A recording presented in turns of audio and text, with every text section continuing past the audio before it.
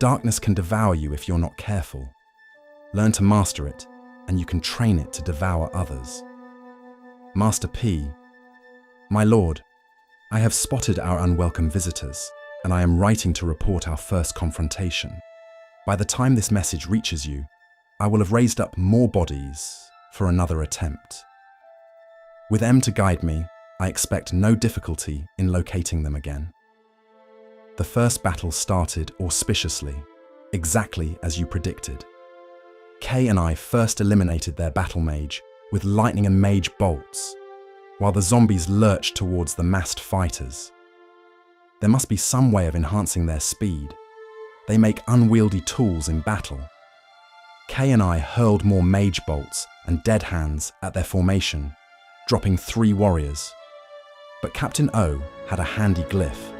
He must have stolen it from P's library, and with it, he crushed half the bodies in a cone of lightning. That was the turning point. His priestess T, the same one who caused my current affliction, managed to place a hold on K, so he could no longer reinforce our assaults. While I was still attempting a riposte, she disrupted all of the workings I had woven with K to protect us. The moment of decision had passed. Oscar and his remaining warriors dispatched the rest of the bodies, then turned on me. In desperation, I called down the mist of death with your scroll, and though I gladly report it claimed T's life, it could not stop them all. My spells exhausted, stripped of my defenses, I drank the potion and withdrew. Although I managed to recover my grimoire and funds, I could not save K, the incompetent. I doubt O will spare him. The battle was not a complete loss, however. M has confirmed that we eliminated all their spellcasters and 4 of their warriors. He brought me T's eye as a token. Only O and a handful of his party remain. I would like your permission to seek them out once again. With what you left me, I can still raise up more bodies to assist me. I eagerly await your decision. Your most humble and obedient servant, S. the Broken. The chamber crowned the highest reach of the tower within Warlock's Keep, silent beneath shelves of old stone and darker learning of Netheril's fall. Grimoires in cracked leather and iron clasps lined the walls from floor to shadow, all a testament to the forgotten Shadow King.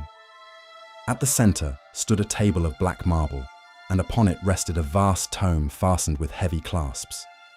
Larlock stood beside it, still and composed, his robes falling in long, austere folds. He looked less a king of death than some ancient scholar awaiting a disputation long delayed, as his ione stones circled above his head. Larlock inclined his head as his gaze met the easternmost brass door. Zas Tam! I had wondered whether this volume would be enough to draw you here. Tam laid one hand upon the clasps. Books on necromancy are rarely excellent, he said. They are, however, often revealing. I would be remiss to give up the opportunity to delve into further learning. With a quiet sound of metal, Tam released the clasps and opened the complete book of Necromancers. The pages spread wide before them, thick with age and dark scripts of those who revel in the dark art. Larlock leaned slightly closer. Tell me, when you read such a work, do you look first for ignorance or insight of those who share our understanding of the school?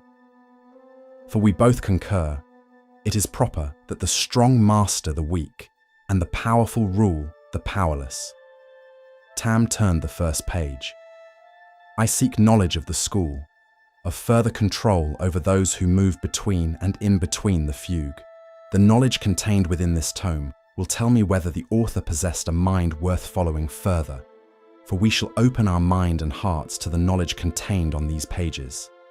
I am but a charitable practitioner, and those who do so willingly, such as this author, are to be rewarded. However, those who do not lose both life and soul. I have followed these teachings for countless decades, and it has led me towards further power and control over my kingdom of Thay. A dry chuckle from the shattered teeth of the Shadow King escaped his skeletal jaw. then we may yet have an agreeable evening, Tam. Chapter 1. The Necromancer. Not all wizards can become necromancers. Masters of the dark art must possess utmost self-control and mental stability in order to successfully control the powerful energies at their disposal. Frequent trafficking with the spirits of the dead and more powerful creatures from the lower planes can exact a terrible price on the sanity of these mages. Weak-willed individuals have little chance of emerging from such encounters with their mental faculties unimpaired. As we shall see, insanity and madness are of paramount concern, even for the most wise and experienced practitioners of the dark art. Archetypal necromancers employ the art only for their own twisted and evil ends. They revel in animating the dead and forcing the corrupted remains to serve their perverse appetites. Because of the archetype's vile excesses, necromancers as a profession are universally reviled in most civilized societies. Stereotypical necromancers are consummate villains, foul-hearted wizards of the basest sort. As a result of their violently unrelenting and unrepentant evil, these wizards are either promptly stamped out of existence by the righteous arm of society, or they are eventually driven out of civilization into the wilderness. Most tend to be short-sighted, petty scoundrels with few ambitions save to capture unwary travelers, kill them in gruesome tortures, and later animate them as a form of sick amusement. Others plot in seclusion to gain the coveted boon of lichdom so they can prolong their depravity beyond the grave. The most dangerous ones harbour secret long-range plans to subvert or destroy the society that exiled them. Not all wizards can become necromancers. A sensible beginning, he said. Many can imitate the motions of the art. Few can endure its pull. The countless tugging of those gods who are stationed with necromancy have kept it that way since the beginning. Jurgle maintained the balance of the dead despite our further understanding of how to pull the strings. Zastam nodded. Necromancy demands more than talent. It demands control. A wizard without discipline is shaped by the forces he seeks to command. The text is right to dwell on self-control and madness, Larlock said. The dead, the spirit world, the fugue, the lower planes, these leave their mark. And then mistake that corruption for revelation, Tam replied. A familiar error I once had to conquer. Larlock's finger moved lower on the page. Here the author turns to the common image of the necromancer, petty, cruel, exiled, and delighted by the dead. There is truth in it, said Tam. Many necromancers are exactly that. Small minds made bold by the obedient corpses they command in smaller villages, further believing that they alone have mastered the dark art. In the fallen age of Netheril, many reached towards barbaric practices, grasping at what remained of the weave. They discovered dominion over the dead and mistaked it for greatness, for true power. How pathetic that those who touch the remits of this school do not fully comprehend the depth of this power. Grave thieves with ambition that has gone too far, prolonging of the physical body is not enough. I would barely call this ambition. Their aims are miserable to say the least. Revenge, fear, a hidden lair, a few shambling servants. They never rise above a misallocated hunger that all mortals are born with. Larlock's eyes brightened faintly. Yes, all other paths to power are riddled with flaws. A sword can break, a mind can hesitate. Faith falters, nature dies, and light banishes shadow. Magic is forever. Chapter 2. The Immortal. I shall laugh as I place my head on the block, laugh at them all as the raven jeers at the gallows, or the worm mocks the grave. It took the prince's most powerful knights to bring me, shackled in cold iron, before my earthly liege, but not before I had slain 100 of his retainers, twisted the insides of his beloved wife, cursed their only son with ravening madness eternal. I have lain among the rat-gnawed bones of the oubliette, and accepted the Iron Maiden's cruel embrace. But I am not alone. and I feel no pain. The Sladi still comfort me with their infernal melodies, and my invisible familiars still inform me, bringing news in the clammy darkness from my lord Thasmudian. I shall have eternal life for my devoted service. The Batezu Lord has promised me this final boon. I will survive. Of that I am certain. But my next evolution may not remember all of my secrets, all the cryptic mysteries of the art. I shall bind the shadows to write them down, inscribe them in a book, so that I may remember all that I knew before I died. And then I shall depart this earthly realm and walk on farther shores, undreaming and unbidden, until I stand once again in the ivory court of Thasmudian. From Nebt Bakau's Book of Shadows, the human mind and personality yearns to persist after death. Most turn to religion for the promise of eternal life, but other individuals, less trusting in divine providence or perhaps fearing their spirit's ultimate destiny in the afterlife, take it upon themselves to secure their own immortality in the physical world. Most necromancers eventually master the secret talents necessary to achieve this goal. Indeed, some embrace the arts solely for this purpose. Aging is a natural process for all, but to the necromancer, both powerful magic and the curse of the black arts can quickly strip the wizard of fleeting youth. Although age initially matures a wizard's mental faculties, senility and decrepitude eventually corrupt both mind and body. A wizard can allay or avoid these disabilities through potions, wishes, or necromancy. Potions of longevity and elixirs of youth are perhaps the most common method for extending life, though their rare material components make mass production highly infeasible. In addition to their easily mundane components, the formulae for these potions is rumoured to include either the dust of a lich, a dragon's breath, an angel's whisper, or the blood of an elf, freely given. Not surprisingly, few wizards can obtain or create more than a few of these potions, usually extending their normal lifespan by several decades. However, even if an unlimited supply of such potions were available, the increasing chance of completely reversing their effects, 1% cumulative per potion, drastically limits their ultimate usefulness. At best, a wizard might hope to extend his or her lifetime by 3 to 4 centuries with such potions. Powerful spells, such as Limited Wish or Wish, can also prolong life. A wish irreversibly ages the caster by 5 years, and it cannot be used to negate its own life-draining effects. A 40-year-old wizard who wishes for an extended lifespan still ages to 45 years before the wish takes hold. Still, with intelligent use of a few wishes, an archmage might prolong his or her life beyond a millennium.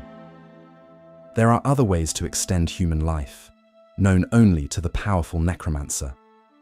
The new spells Life Force Transfer and Life Force Exchange enable the wizard to permanently transfer his or her own life force into the body of another, presumably much younger, individual. Magic Jar works along the same premise, though the effects are only temporary. In all of these cases, the necromancer achieves youth only at the expense of another individual. With Life Force Transfer, the victim dies when the spirit is literally forced out of the body to make room for the caster's life force. With Life Force Exchange, the spirits of the caster and victim swap bodies. With Magic Jar, the wizard and victim share the same body, albeit temporarily. While each of these spells carries its own dangers, they can also provide an unusual form of human immortality for the necromancer. Unlike other methods, which only ensure prolonged life, these spells enable an evil wizard to also enjoy all the pleasures and benefits of eternal youth. A necromancer can thus effectively extend his or her mortal lifetime almost indefinitely, certainly far beyond the range of normal humans, through potions, the intelligent casting of wishes, or by the unscrupulous use of the art. However, a wizard can also resort to a permanent undying transition in order to achieve some measure of immortality. Most wizards and clerics embrace undeath only as a last resort, after all of the less drastic means of life extension have been exhausted. Nevertheless, some necromancers and clerics voluntarily surrender their mortal lives early, trading all their human weaknesses for the dark powers of the dead. The undead never need eat, sleep, or face any of the other mortal failings that continually distract from their dastardly pursuits. They can devote centuries to increasing their power or spreading their religion. Certain individuals may suffer undeath as a form of divine curse or punishment for terrible crimes, or the use of black necromancy. But the majority of undead necromancers and priests have chosen their fate and accepted the ultimate dark gift. The vampire and lich are the most likely and deadly forms of undead necromancers that a group of travelers will encounter. An undead cleric may be encountered in either of these forms or that of a greater mummy. Most undead continue to develop their powers in undeath, making them increasingly powerful adversaries with time. Vampiric necromancers are similar in most respects to their human counterparts in terms of their wizard abilities. Their abilities to charm others and command lesser animals make them natural candidates for the development of necromantic pursuits. Vampire death priests will usually worship the Lord of Undead. In addition to their spellcasting powers and vampiric abilities, the vampire suffers from a number of serious weaknesses: holy symbols, sunlight, garlic, and so on. However, as noted in Van Richten's Guide to the Vampire, these weaknesses decrease with age, even as the vampire's special powers continue to mature and develop. The Lich, on the other hand, is a consummate immortal spellcaster, the ultimate goal of any necromancer or death priest. Unlike mortal spellcasters, the wizard Lich can learn spells from any school of magic. "This chapter has more substance," he said at last. "It concerns itself with the central question, why men seek immortality, and by what means they pursue it." Zastam folded his hands behind his back. "Because mortality offends the learned. A life spent gathering mastery ends in frailty, decay, and interruption. Serious minds rarely accept that with grace." Larlock's finger moved slowly down the page. The text begins with the common path: eternal life granted through divine favor.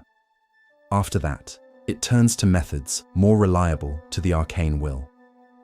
Tam nodded. A sensible progression.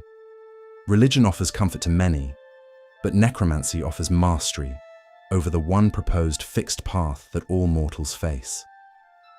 Tam continued. That is the heart of such pursuits. Every road to immortality asks the same question. What are you prepared to preserve? And what are you prepared to surrender in order to remain upon this material? Larlock gave a quiet glimpse of approval. Yes, that gives the subject its weight, as you well know. We in Netheril face those very questions. We gave it all for power, for what we perceived in our short-sightlessness would grant us mastery over the one constant we feared. He read a little further. The chapter improves when it turns from prolonged life toward undeath. At that stage, the matter becomes more serious. Extension of the mortal body alone is rarely enough for an ambitious necromancer. In time, they begin seeking permanence in a more stable form. Larlock rested his hand upon the page. Then the discussion becomes worthy of true scholarship. Tam's gaze settled on the text before them. Let us hope the author understands as much. Chapter 3. Dark Wizards. When Our Lady of Pain discovered her sister had left the land of the living and taken refuge in the world of the dead, her wrath and fury were boundless. She descended to the land of no return, through the caverns and lower regions, known only to these spirits, until she reached the city of Urkala itself, ruled by Cyric, the king of the dead. And Loviatar approached the gate of the city, known as Ganza, and pounded her flail of tears on the door, demanding to be let in. But her command was unanswered, and her screams resounded through the streets of Urkala. "Gatekeeper, I am here at Ganza before the walls of Urkala. Open these gates for me. I am Loviatar, maiden of pain, mistress of sorrow, and I shall smash down this door if you do not open it. I shall crack open the bolts with my flail of tears and break the iron with my scourge of despair. I shall release all the dead from the city of Urkala, and they shall climb up the stairs of the earth. I shall raise up the dead, and they shall eat the living. The dead shall outnumber the living.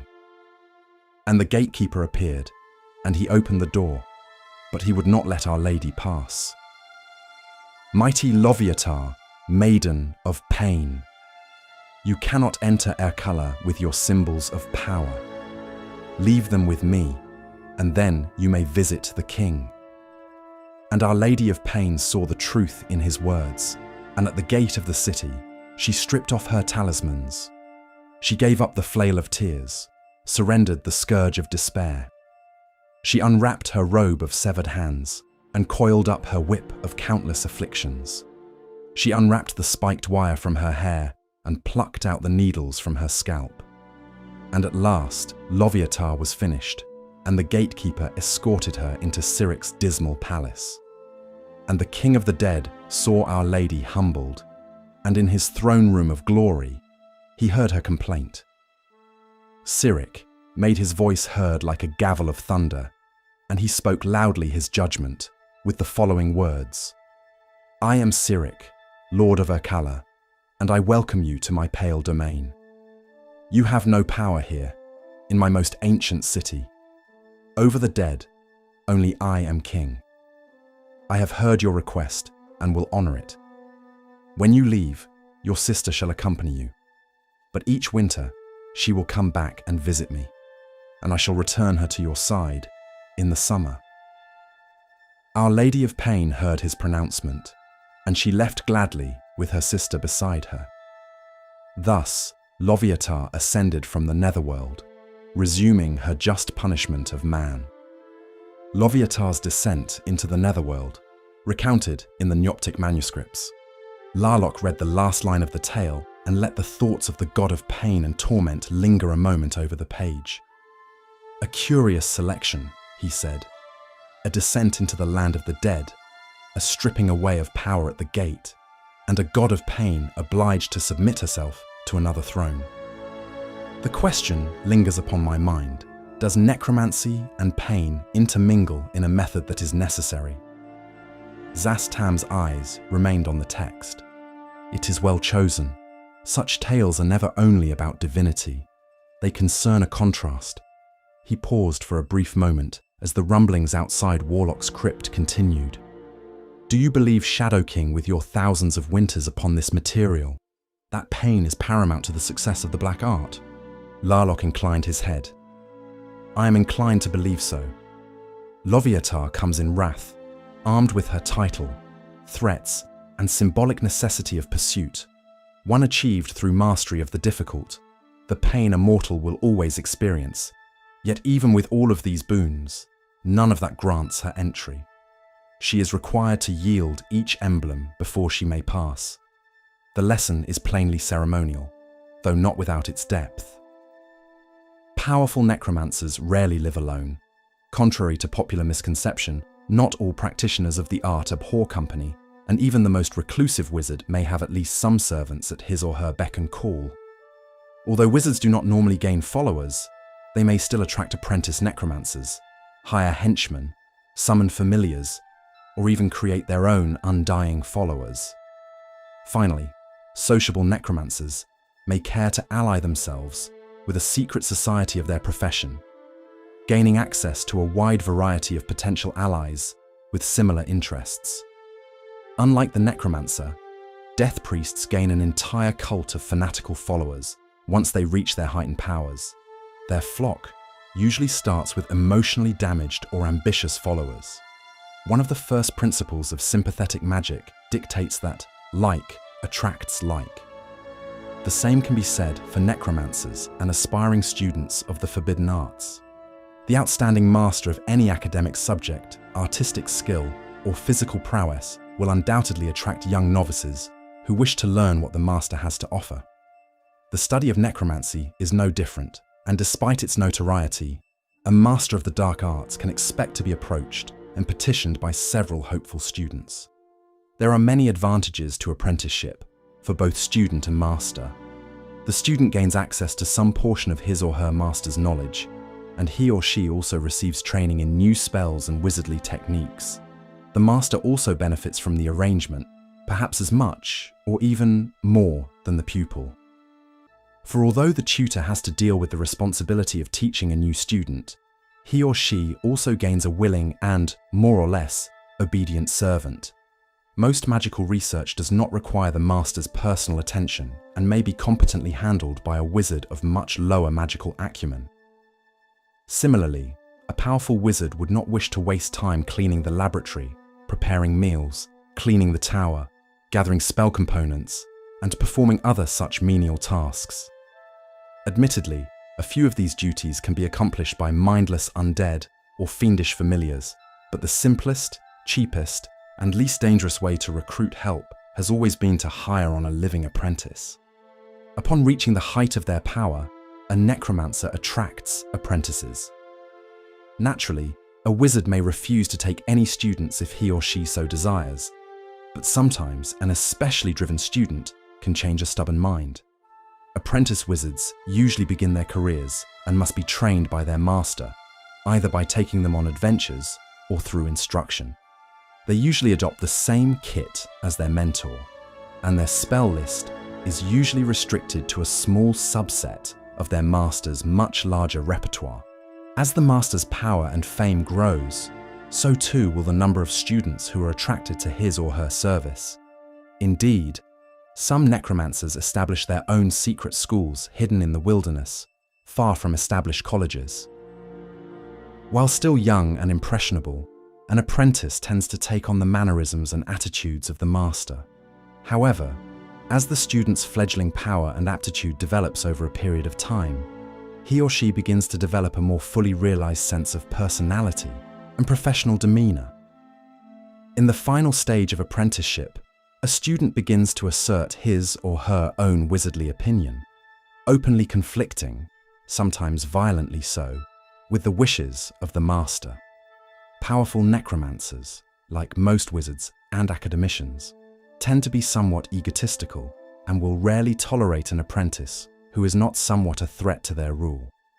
Depending upon the personality of their master, some students are merely released from their apprenticeship once they have proceeded too far in their studies.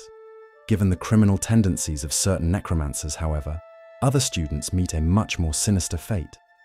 Long ago, when the old dynasty began to fail on the mainland, Uruk-Kigal was exiled with a whole cadre of his supporters for practicing deviant and forbidden magic.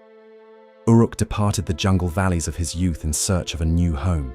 He crossed the sea and discovered Sahu, a large island of mysterious beauty that resembled, in many respects, his beloved home.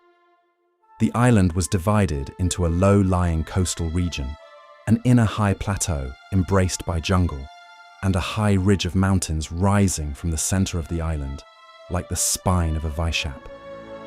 On the high plateau, by the shores of a sepia lake, Uruk built Nicopolis and made his city the capital of a new monarchy. He built the Great Summer Palace out of solid ivory and erected a mighty colossus in his image to guide visitors safely to his island. Uruk was the first and most powerful of the necromancer kings, and he ruled Sahu, some say wisely, for many hundreds of years. Now, Sahu was not entirely uninhabited when Uruk founded the new dynasty. The colonists found the traces of an even more ancient civilization on the island, based on the low, sandy shores. They discovered entire ruined cities of antique metal towers, sundered and dilapidated, lapped along the coast by the hungry sea. In these mushroom-shaped spires, exotic totems and strange shrines were unearthed, temples of the forgotten god Thasmudian, king of worms, lord over life and undeath. Many of the new dynasty began to worship this ancient god, whose first followers had long since abandoned Sahu to live forever beneath the cold waves of the sea, or so the ancient legends say. The worship of Thasmudian, known as the Cult of Worms, soon flourished again under an ambitious priestess named Vermissa, one of the first nobles to accompany Uruk into exile on Sahu. But the king was jealous of Vermissa's mounting influence, and he conspired with his most powerful nobles to destroy her. Vermissa disappeared soon after from Nicopolis. When she died, the Cult of Worms floundered without her direction, and Uruk reigned supreme once again in his mighty new kingdom of necromancers. Thus, the age-old conflict between king and high priest began again in Sahu, transplanted from the mainland by its colonists, and it sprang forth anew with all the vehemence of old. As it destroyed the old dynasty, so too did it unravel the necromancer kings. The new dynasty eventually withered and died, leaving only mournful spirits to glide over the still black waters by the ruins of Nicopolis. Now only their histories and their mysterious artifacts remain as sad, silent testimonies to their former power and glory. From Kazarabet's Art of Necromancy. Larlock read the final lines of this volume. A fitting conclusion, a kingdom raised by necromancers, hollowed by the rivalry between two foul ambitions, and left the history of one in fragments. One scholard can see the old pattern plainly enough. Zastam's gaze remained on the text. Yes, Uruk Kigal is presented well, a capable founder, a ruler with a vision, and a man unwilling to share the symbolic heart of his kingdom. A predictable failing, though. And Thasmodian, said Larlock. Old gods have a talent for waiting beneath ruins until mortal ambition and prayer gives them shape and their form once again. Larlock's eyes brightened faintly. A fine sentiment. I may borrow it. You have borrowed more with less permission. What interests me most is that the conflict is described as inherited. King against high priest, temporal rule against the sacred claim, and necromancy sharpened both sides of that contest. For a moment, both were silent, their eyes upon the ruined grandeur of Nicopolis as the text left it. Sepia Lake, black waters, mournful spirits, relics lingering where empire had failed. The next volume should prove worthy of our attention. Foundations have been laid. Now, the subject can deepen. Any time within the study of the dark art will assist both of our ambitions. The two ancient necromancers turned the page and began again. The darkness can devour you if you're not careful. Learn to master it, and you too can train it to devour others.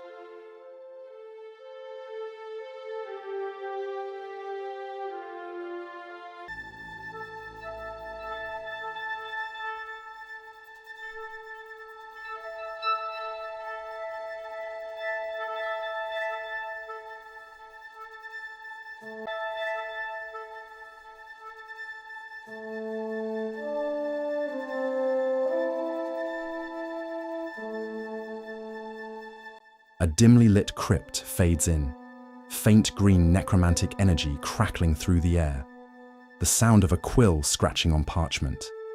The flicker of candlelight dances like restless spirits on the stone walls. The master, in a low, resonant voice, like a whisper from the grave. Bone and sinew, spirit and shadow, the threads of life unraveled and rewoven.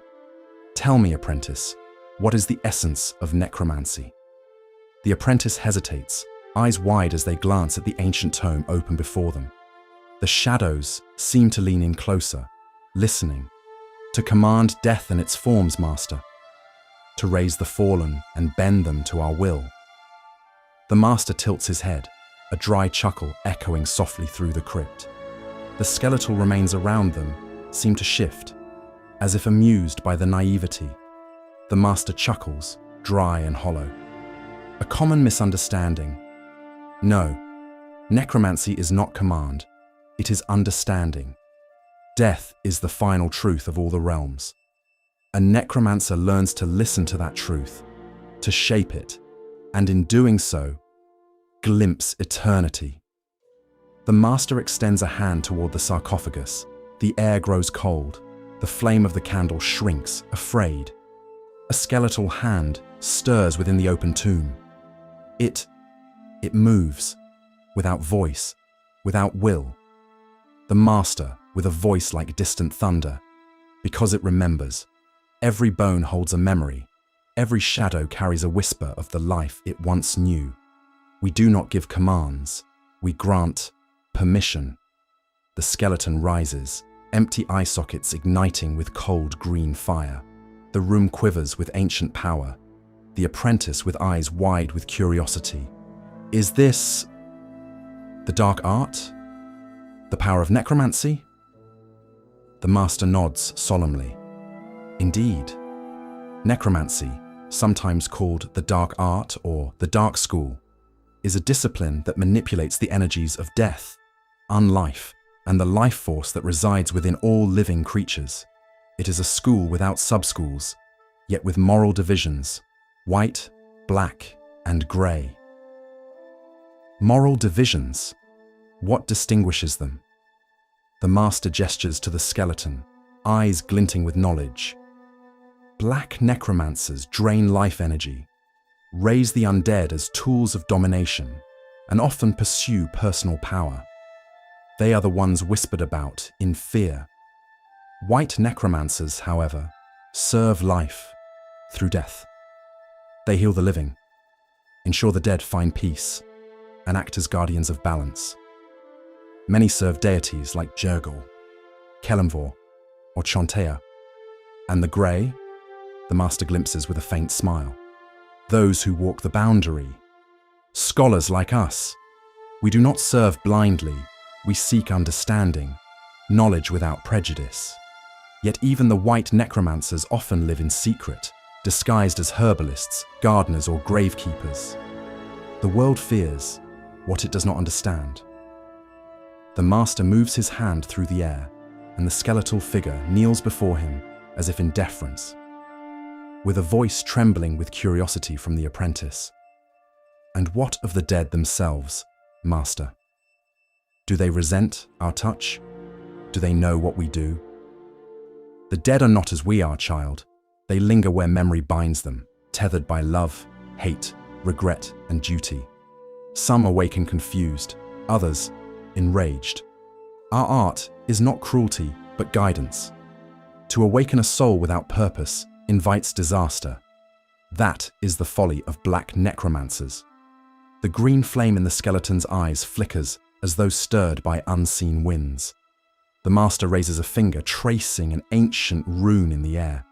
This rune, the sigil of eternal repose, grants the undead clarity in their fleeting return. Watch closely. The rune glows, suspended in the air. The skeleton's posture changes, shoulders squaring, as though recalling the soldier it once was. Duty, to the crown, must defend. It speaks after so long, the master nodding in appreciation. The life force lingers, like an echo in a canyon. Necromancy, true necromancy, is the art of amplifying that echo without shattering the soul. Remember this, apprentice. Power without purpose is corruption. The apprentice, eyes wide, and their voice steadying. I understand, master. We do not only command, we listen, we learn. To walk the path of the necromancer is to know the secret rhythms of life and death, and to honor both in ways the uninitiated can scarcely comprehend. A Master and Apprentice, Age of Humanity, 1883 DR, from the Complete Book of Necromancers. Today, we bring to life the school of necromancy and what dark magic it brings forward. Death is the final arbiter. It claims everyone, regardless of class or station, fame or notoriety, gentleness or depravity. In some realms, death is regarded as the threshold to an elevated existence, or as the doorway leading to another life in a never-ending cycle of adventure. According to scribes, the necromancer practices vile and forbidden arts. They are the macabre wizard who roots in graveyards, searching out mouldering components for their obscene spells. They are the evil who calls upon the restless, tormented spirits of the deceased, seeking their immortal arcana.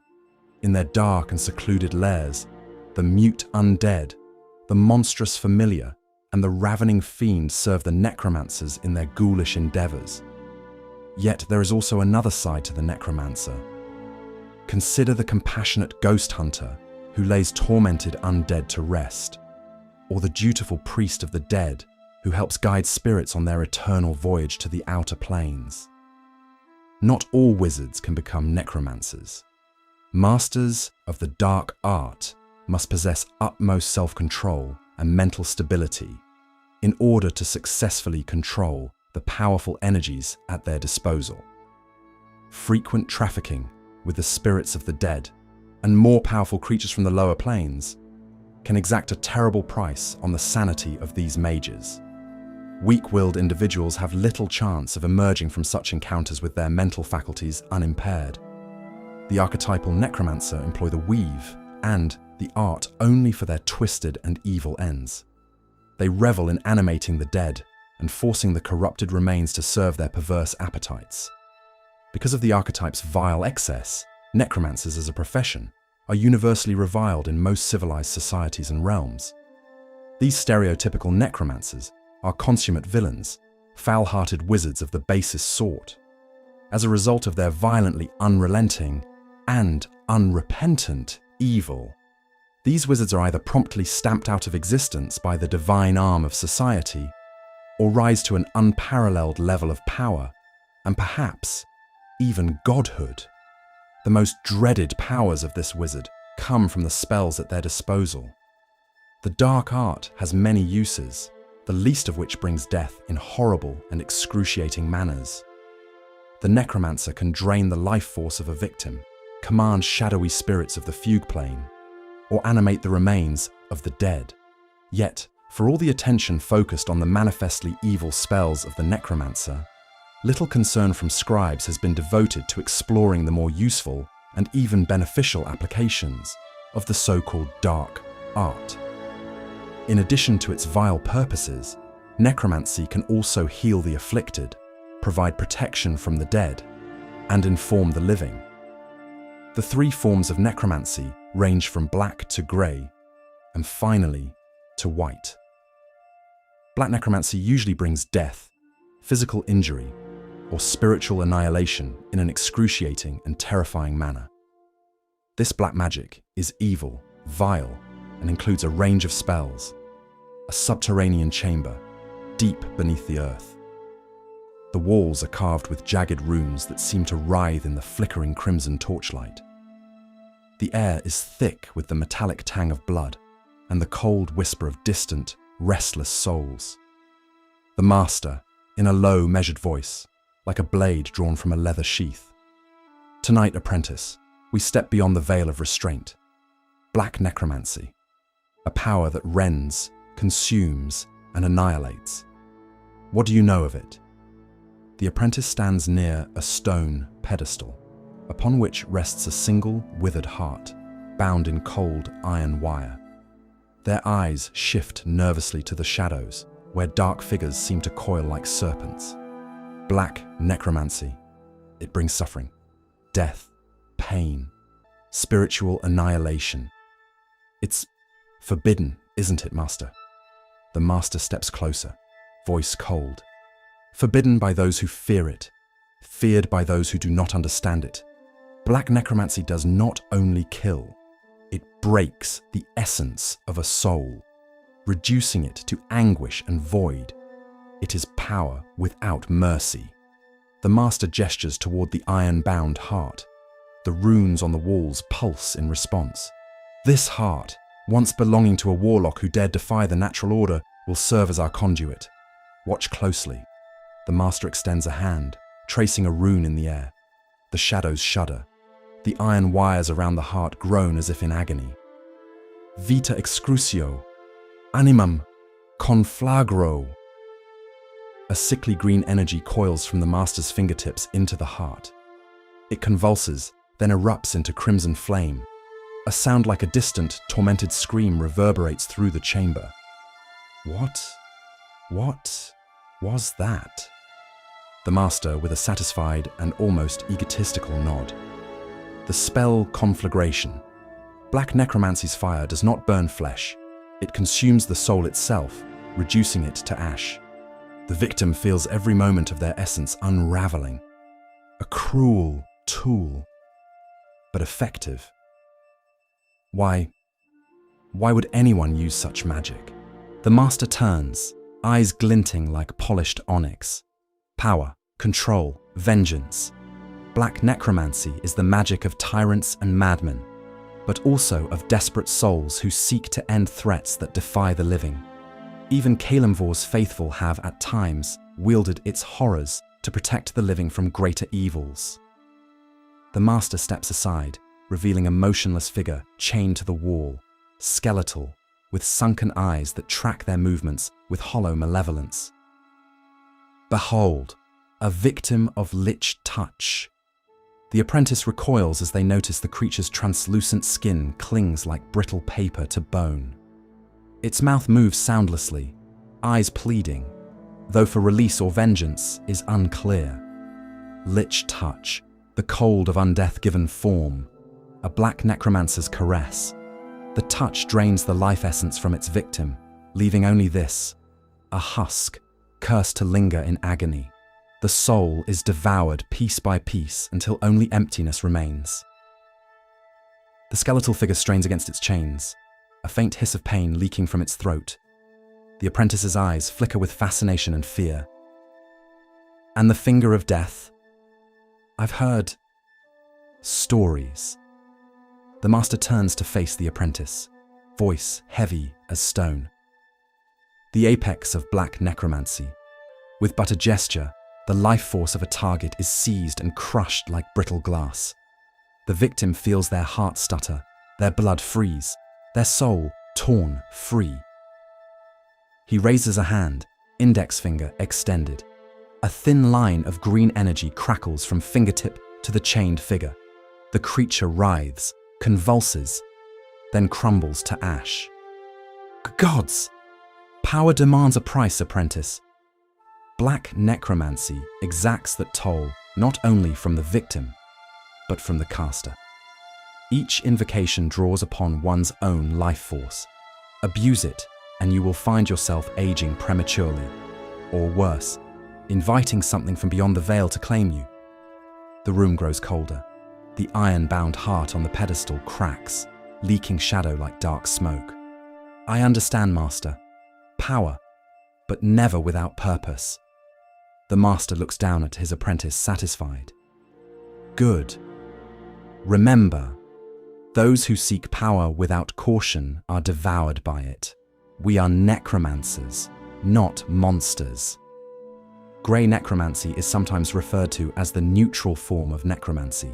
The majority of these spells and those who wield it fall into an uncertain category of moral ambiguity. Take animate dead, for instance. Raising up a zombie to carry one's luggage is not considered an evil act, but animating the dead, for the purpose of attacking a merchant caravan, is another matter entirely. While appropriate for neutral wizards, animation of the dead is usually slightly distasteful and perhaps even forbidden to some wizards. A dimly lit crypt, its stone floor worn smooth by the passage of centuries. The air smells of damp earth and faint incense. Candles flicker atop skull-shaped sconces, casting restless shadows.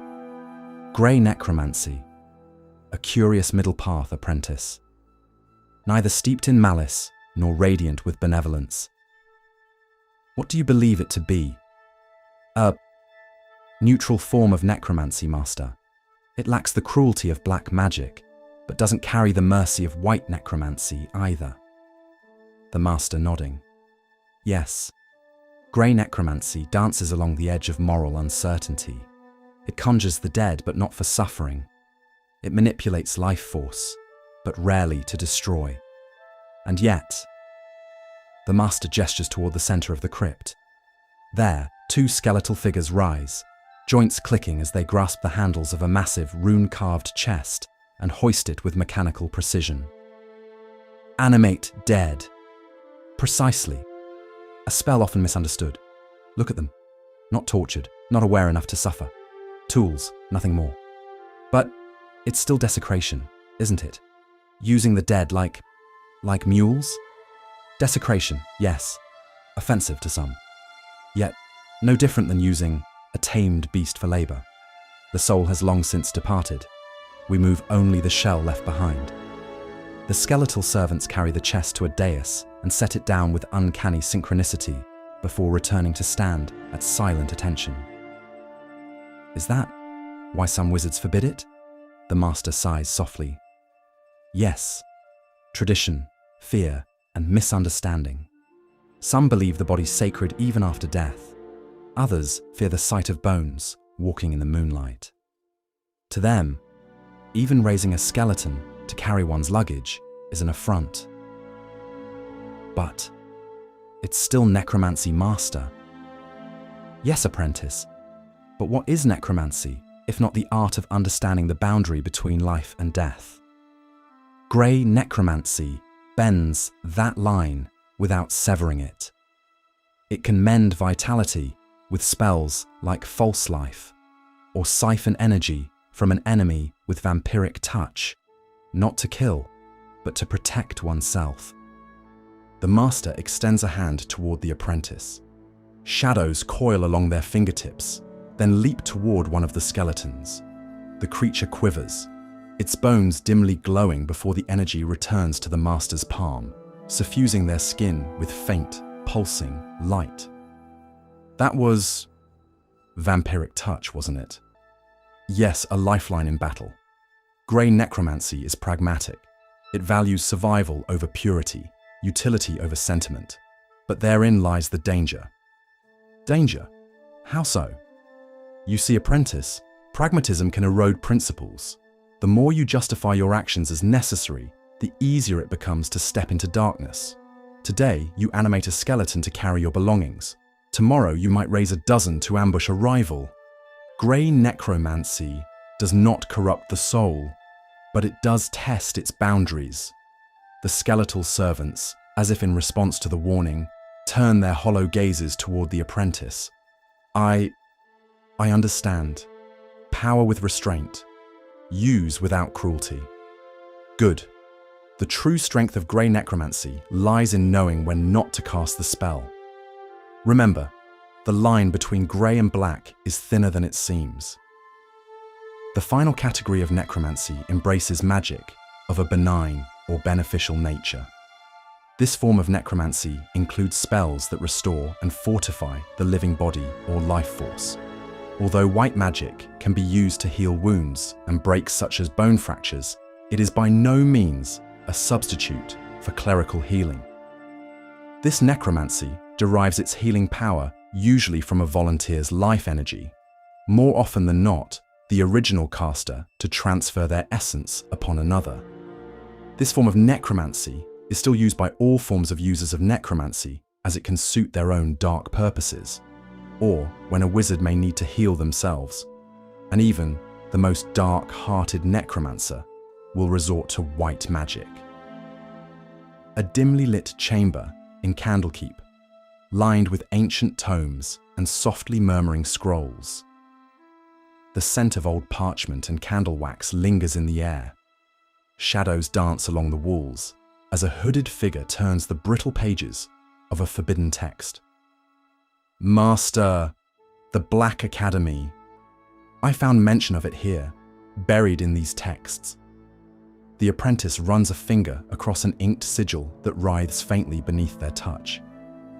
Ah, the Bleak Academy, a name seldom spoken aloud. Tell me, what do you know of it?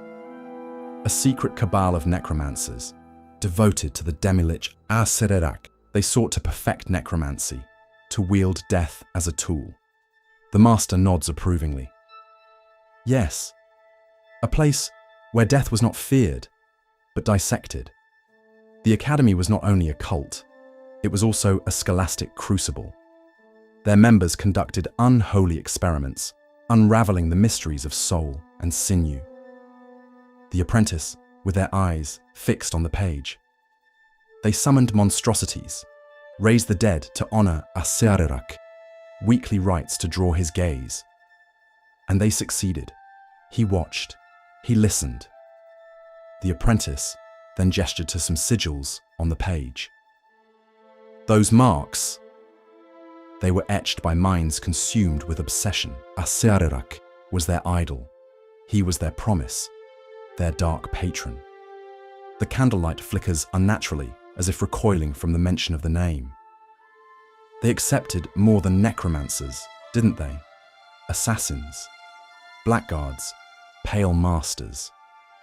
The master leans back, a faint smile forming.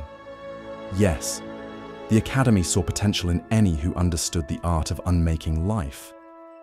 Necromancy was the foundation, but shadows found many shapes within its walls. The apprentice hesitates, turning a page that reveals a diagram of a classroom. Skeletal hands pinned to desks, hollow eyes gazing at runic inscriptions. The students who failed, they were, yes, slain. Their bodies raised as zombies to serve as subjects for anatomy lectures. And some say their souls too were claimed, trapped within phylacteries or bound to the academy's halls. The candlelight dims further, cold seeping into the room. Why would anyone go there willingly? The master gazes into the flickering flame and speaks in a hushed tone. Power, knowledge, immortality. The Black Academy welcomed exiles, those who were cast out, condemned, or driven by an insatiable hunger to understand death's mechanics. It offered answers others feared to seek. How many were there? Apprentice. Many questions, but at its peak, 50 necromancers, 200 apprentices, and hundreds of captives awaiting their grim fate. Over 1,000 undead haunted Skull City, laboring as guards, servants, and sentinels of the Academy's secrets.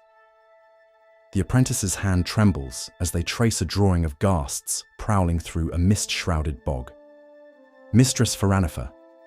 She commanded the ghasts beyond the city walls. They patrolled the bog and let pass only those who chanted a dirge. Yes, young one. A song of mourning. A hymn to death itself. Cross the bog in silence, and you would be dragged beneath the waters, your lungs filled with rot. The apprentice closes the tome, suppressing a shiver. Silence swells, heavy and oppressive. Is it gone now? The Academy? Perhaps. Or perhaps its knowledge lingers in the forgotten corners of Candlekeep, whispering to those who dare to listen, such as yourself.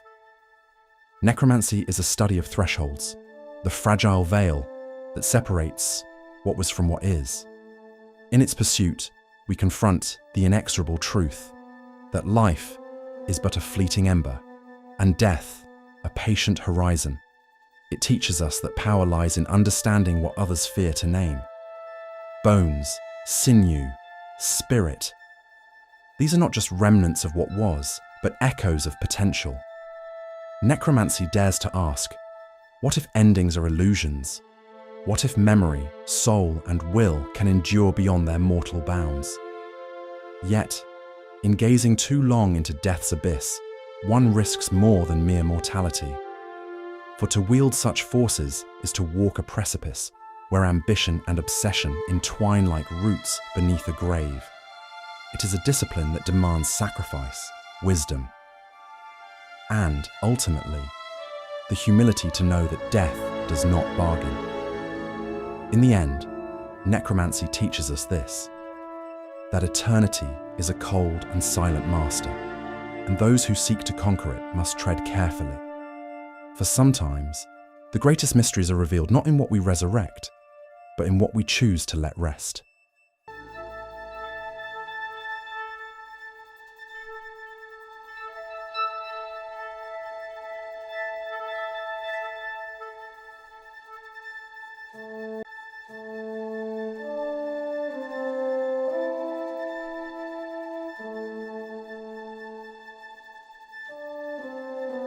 A dimly lit catacomb filled with the scent of old parchment and the flickering glow of incense and arcane candles.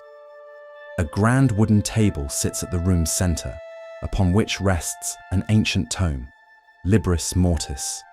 The master, a hooded figure with a voice like dry leaves rustling, sits across from the apprentice, a younger scholar, eager yet wary. Master, this book. Libris Mortis, its pages are filled with horrors and revelations alike. It speaks of unlife in a way I have never encountered before. Why do the undead differ so greatly from one another? That, my apprentice, is the very heart of Undeath. The question this book most often ponders with Undeath is, what lies at the end of a life well lived? And the answer, eons of cold servitude. Your flesh, but a memory. Your every tortured thought focused on one thing, and one thing only. No two corpses rot alike, and no two souls resist death in the same manner. The darkness that fuels their unlife is shaped by its source. Twisted magics, infernal pacts, or sheer will against the inevitable. The dead are as diverse in their torment as the living in their aspirations. The apprentice turning the page, eyes widening at a depiction of a lich. Liches, self-made abominations, their souls severed and hidden away in relics, yet their minds remain sharp, their bodies animated by nothing but their own mastery of death. To choose such a fate. Why? Ambition, my student. Some refuse the silence of the grave, unwilling to let mortality curtail their pursuits. The lich is no mere accident of undeath. It is the deliberate casting away of the shackles of life. They transcend flesh, but at a cost, their very soul locked away, festering in its eternal prison. Flipping to another page, an intricate illustration of a vampire staring back. And these creatures, they hide among us, do they not? Clad in charm, yet their thirst is unrelenting. Vampires are predators draped in silk. The young ones are reckless, mere extensions of their sire's will. But the elders, they are patience incarnate. Each night another step in an endless game. They do not simply survive, they rule, puppeteering mortal societies as easily as a bard plucks the strings of a lyre. The apprentice grimacing as he reaches an entry depicting a decaying, shambling corpse. Zombies and skeletons. Though mindless, empty husks, what worth lies in such crude abominations? Worth. Their worth is in their simplicity. Zombies, tireless, unfeeling, incapable of hesitation. They serve without question, march without exhaustion. Skeletons too, their fleshless frames betraying no pain nor fear. A perfect soldier does not need will, only purpose. And what better purpose than servitude to the master who calls them forth? The apprentice, pausing before a grim etching of a dragon, its bones wreathed in unnatural energy. Even the mightiest of creatures succumb to death, yet these refuse to let even that claim them. The arrogance of dragons is boundless. They consider death beneath them, a fate for lesser beings. And so they cling to existence through profane rituals, sealing their spirits in gemstones. No longer bound by flesh, they are left only with their hatred, their hoarded grudges. To face such a creature is to face the fury of an eternity unlived. Turning the final pages, stopping at an image of a blackened knight, its eyes alight with cruel purpose. And the Death Knights, warriors who should have found rest, yet march onward in defiance of the grave. Not just warriors, fallen champions, cursed warlords, those whose rage or sorrow outweighed their mortality. Bound by failure, fueled by despair, they will both steal and sorcery in their unholy crusades. Their souls are fettered to their torment, and thus they are denied peace. The dead, my apprentice, are not freed from suffering. They are trapped within it, wielding it as their weapon. This Bookmaster, it is not merely a study of the undead, but a lesson in the futility of escape. Every creature within these pages has evaded death, yet none have found true freedom. The Master, nodding, standing slowly. Undeath is no escape, only a different kind of chain. To master such knowledge is to understand the cost of breaking death's grasp. Now tell me, apprentice, when your time comes, will you seek these secrets for yourself? Master, I do not yet know. Then let us continue our studies. In time, you will. Among scholars, debates rage about the multitude of forms, bodies, powers, and abilities to be found among the undead. Why are they not all alike? The differences from the source of unlife itself, the darkness that suffuses the necrotic tissue of the dead. Undeath manifests itself in various ways, and numerous theories exist concerning the nature of undeath. And though some hypotheses compete with or contradict one another, others reinforce or overlap with each other. Barring misfortune or their purposeful destruction, undead can expect to survive in good health for thousands of years, possibly even a great deal longer. With rare exceptions, undead have little or no metabolism to speak of. Undead are essentially animated by negative energy, though this animation is sometimes dependent upon the undead's ability to feed.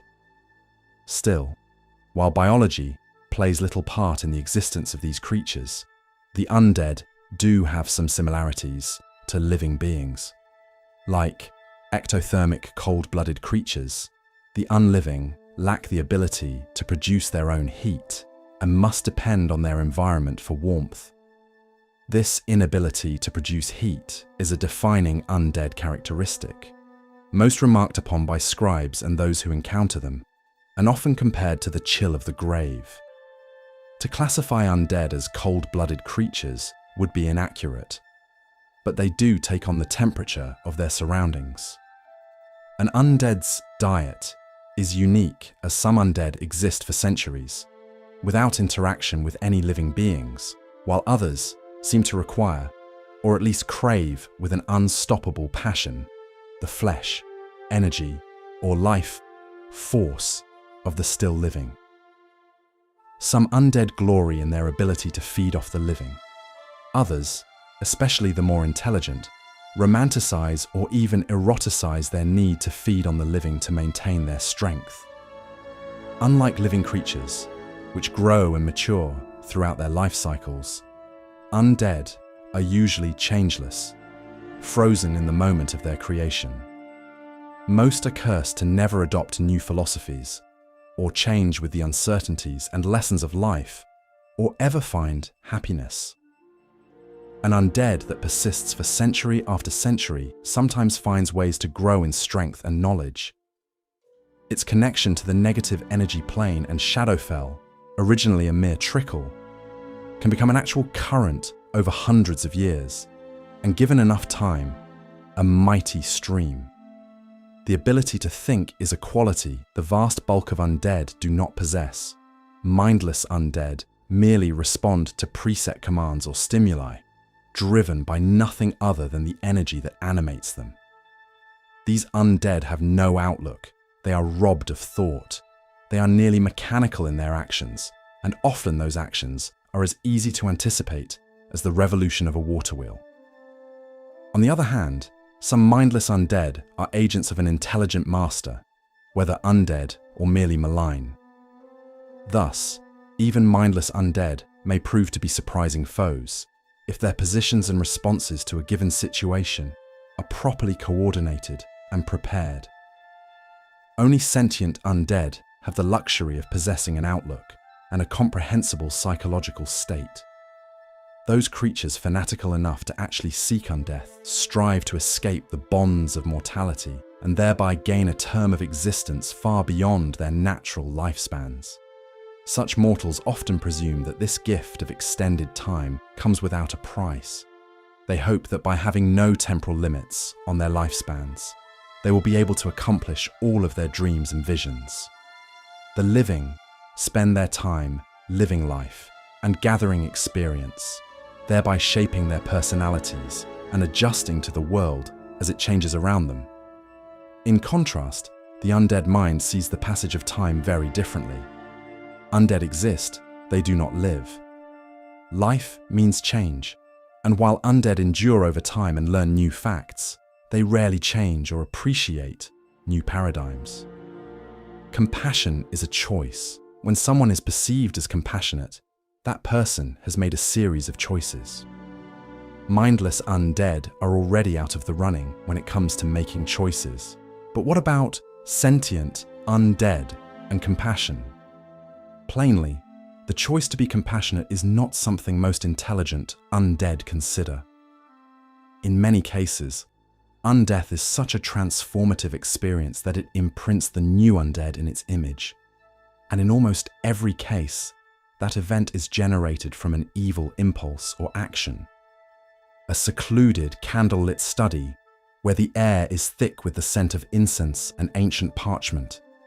The master, cloaked in heavy robes, stands before an open tome, its pages yellowed with age and heavy with forbidden knowledge.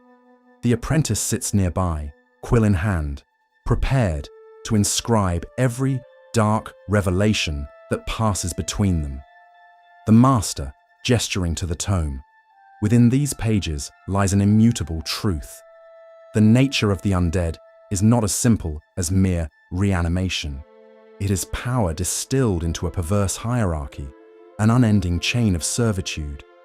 Tell me, apprentice, what do you know of undead progeny? The apprentice, flipping through the brittle pages. Many undead possess the ability to create spawn, yet, unlike mortals, they do not nurture them. Instead, they enslave. Some, like shadows, spawn offspring without intent, while others, such as vampires and wraiths, create their progeny deliberately, binding them in eternal servitude. The book describes an ever-growing web of dominance. But why?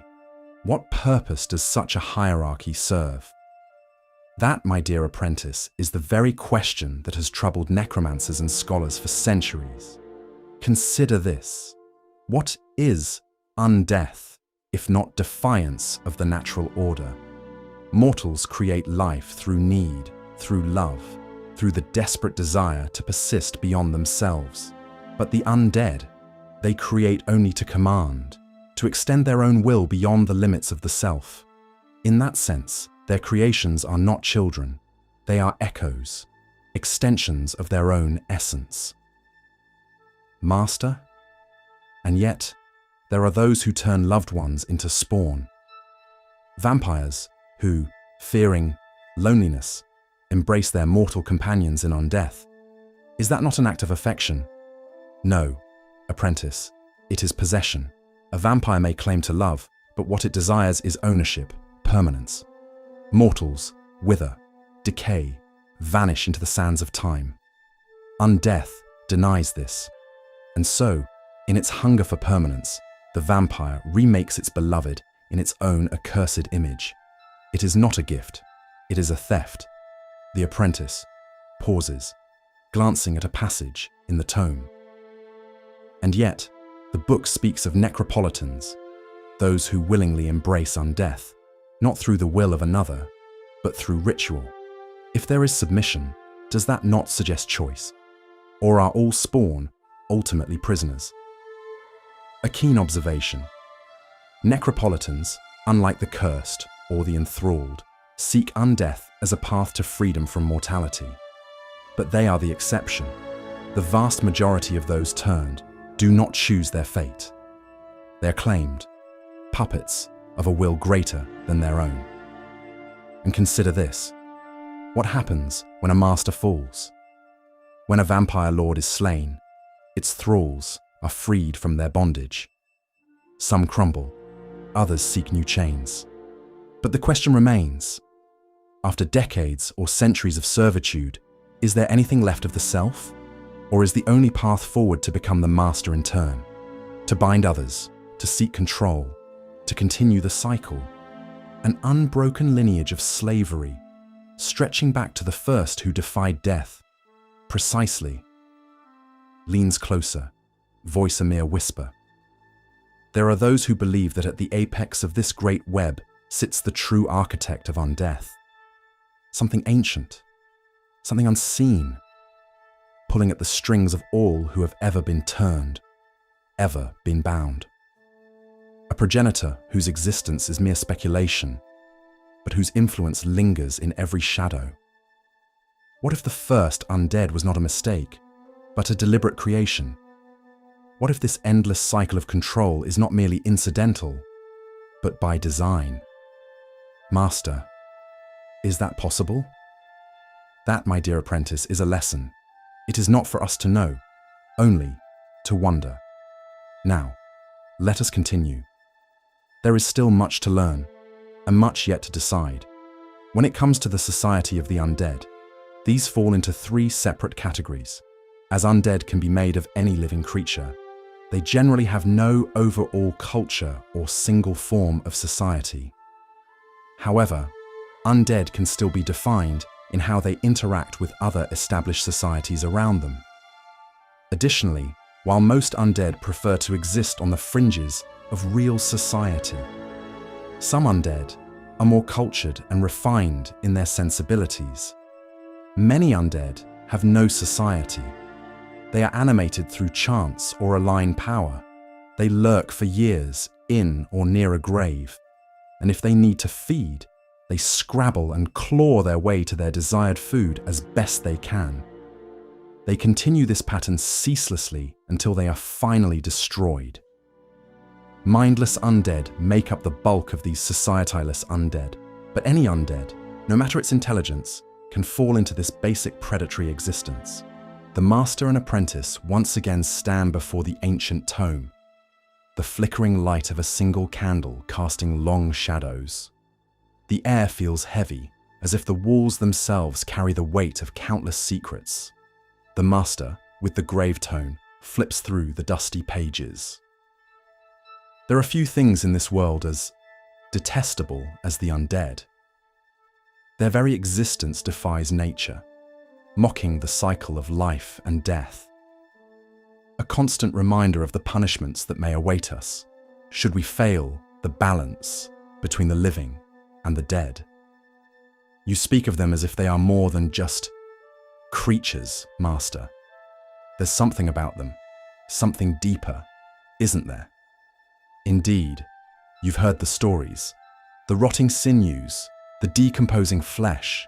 Those are only the outward signs. The true horror, my young apprentice, is in what lies beneath.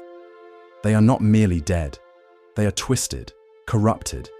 Their very presence serves to warp the essence of life itself.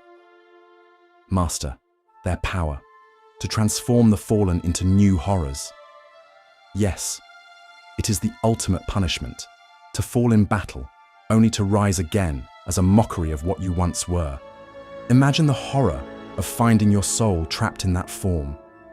His voice drops lower. To fail, to be chosen by the darkness. It is a fate worse than death. But how do we fight such things? They seem unstoppable. An interesting thought, apprentice. Unstoppable? Perhaps, but not invulnerable. There are weaknesses, apprentice, secrets buried in the teachings of the temple. Religion, the study of the divine, has given us the means to understand their true nature. Religion, the gods have shown us how to combat them. Not the gods' apprentice, no, but their servants, the clerics. They are the ones who study the undead, who learn their patterns. And those who know the ways of turning can banish many of them from the battlefield, if only for a time. Master, the negative energy and positive energy, is there a way the two forces interact? Exactly. A simple truth, yet one many forget. Negative energy feeds them. It heals their wounds, gives them strength. But positive energy, light, life, it is poison to them. But remember, young one, there are those who are not so easily slain by light. Spectres, wraiths, they are but shadows of the living, rendered powerless by sunlight. Yet the vampire, even the brightest sun, can only weaken it. Then, sunlight is a weapon, A weapon, yes, apprentice, but not the only one. For some of the undead are incorporeal, able to slip through walls, through time itself. It is these that are most dangerous. Their touch can drain your very essence, your life force. That is why distance is often your greatest ally. Then we must learn to fight with caution, master. Indeed. And never underestimate the value of knowledge, for some undead can infect their victims with diseases, a slow, creeping doom, one that even a cleric's healing hands may not be able to touch. And as for the incorporeal ones, those that flit between the planes, magic, my apprentice, is the only answer. Items that can resist their ethereal movements. They tip the scales in our favor. So it's not just strength or skill we need. We must be prepared with the right knowledge, the right tools, and the right faith. Precisely, apprentice. But remember this. The undead are not just enemies.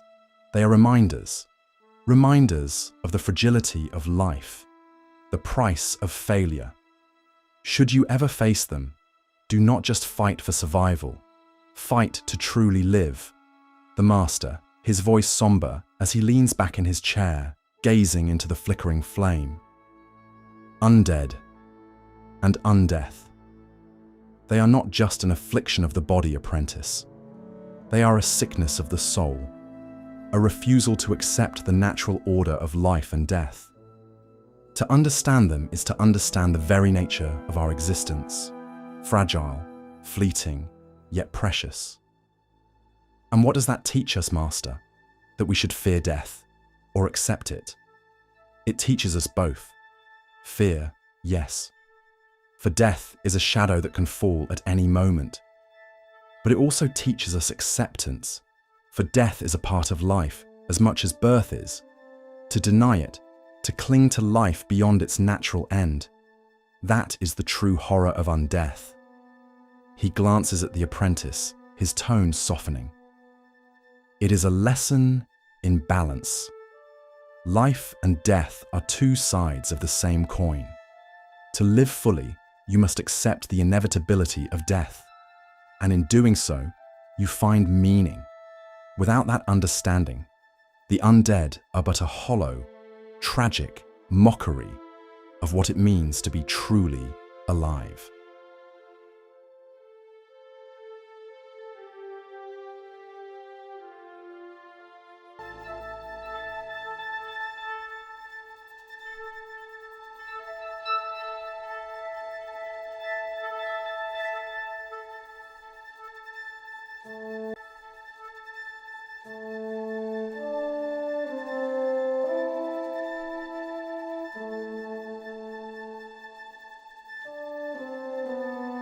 Life and death are the twin faces of eternal existence. To surrender to either one is to resign oneself to obscurity. True power lies in the twilight zone between life and death. Warlock's crypt rose from the Troll Hills, now chiseled into stone, a ring of wizard towers fused into a walled keep, their bridges now taut as sinew, their courts garrisoned by quiet ranks of the unbreathing. Bone bats traced patient spirals between the spires. Below, necromantic laboratories glowed and dimmed as if the rock itself were thinking. In the tallest tower, a second heartbeat pulsed. Two old intelligences worked side by side, the room arranged as an operating theatre for the art. Larlock guided a chain of black sigils through the air with one hand, the other resting lightly against nothing at all.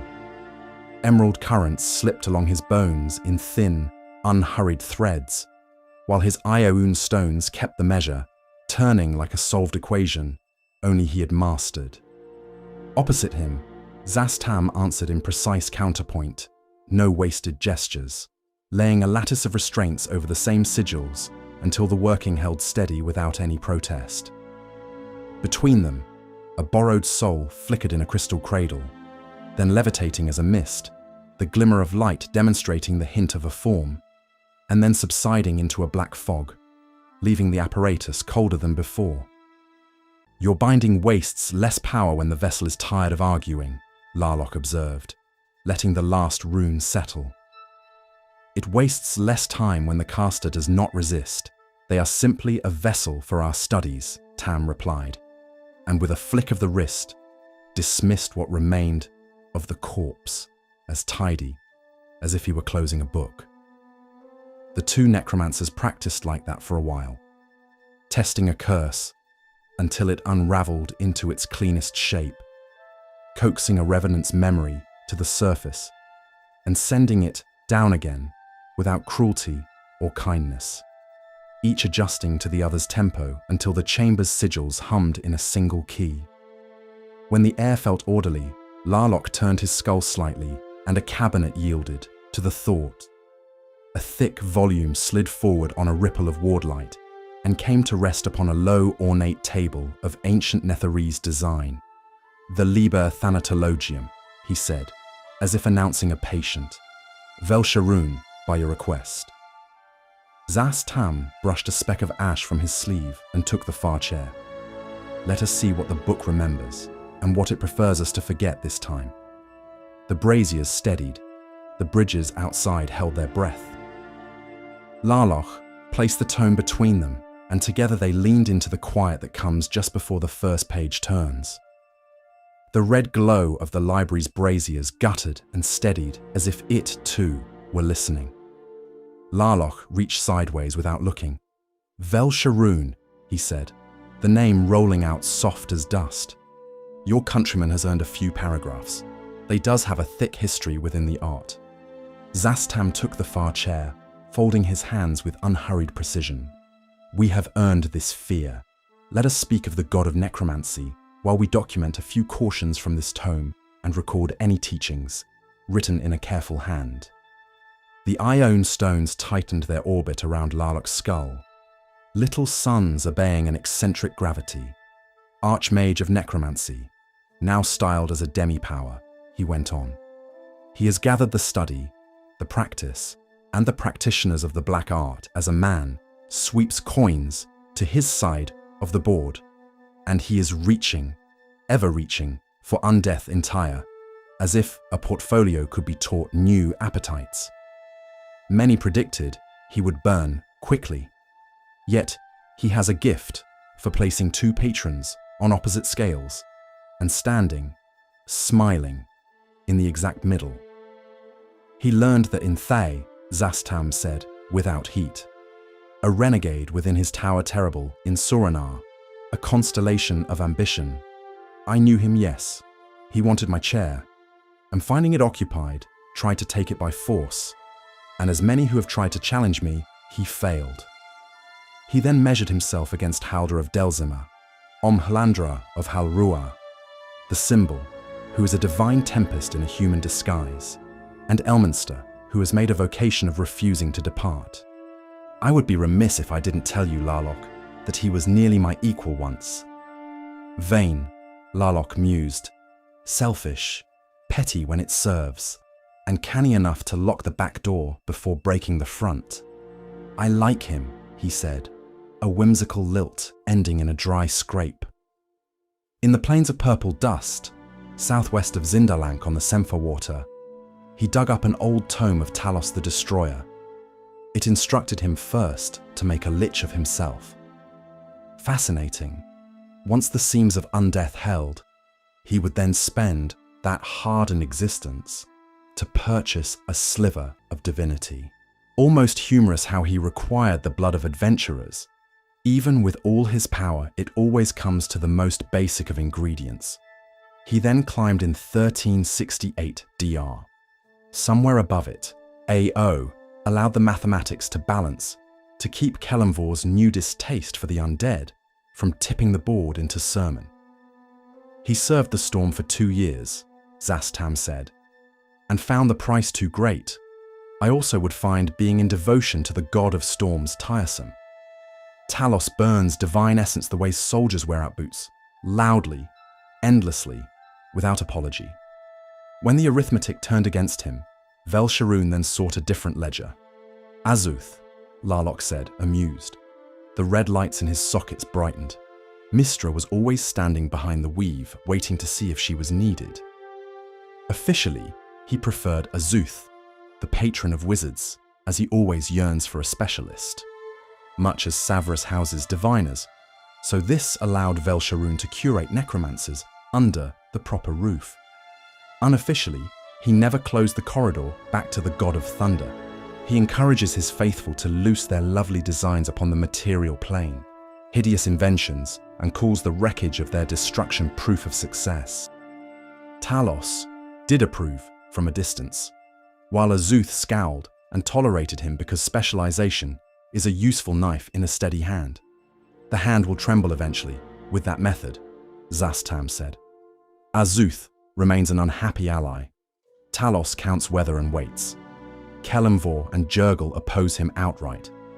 Their ledgers do not enjoy being splashed before the time is due. Cyric snarls because both he and Velsharoon would expand at the dead one's expense. The natural powers will object when laboratories become famines. The Triad when desecration becomes a new doctrine, divine or otherwise. Lathander because the god of the new dawn dislikes mausoleums that rise during the waking sun. Let them object, Larlock said, and for a heartbeat the calm peeled away so something jagged shone through. A crackle leapt in the air and died, and his voice smoothed again. Divinity does not replace a mind. It magnifies it. He remains Velsharoon, a cold power with vengeance who is greedy for experimentation, unconcerned with lesser fates because the numbers tally whether the counters bleed or not. His cult is young though, some saying it is already over. But with any change in the hierarchy of gods, it is difficult to be sure. I would be a fool to make an absolute statement, Zastam allowed, but his results are a persuasive liturgy. He will gather worshippers as a careful man gathers notes, quietly, thoroughly, with an eye to later use. Larlock lifted a single bony finger, annotating the air. Which is why the minstrels are wrong to sing that his arrogance alone will doom him. Although he is arrogant and meticulous, he plays patrons against one another, both divine and mortal. He learned in failure, within Thay, to keep two exits in view, one for the body, one for the plan. He is, in short, a red wizard with a higher budget, who never forgot to keep the teachings of your land clear in his mind. The braziers breathed, the shelves listened.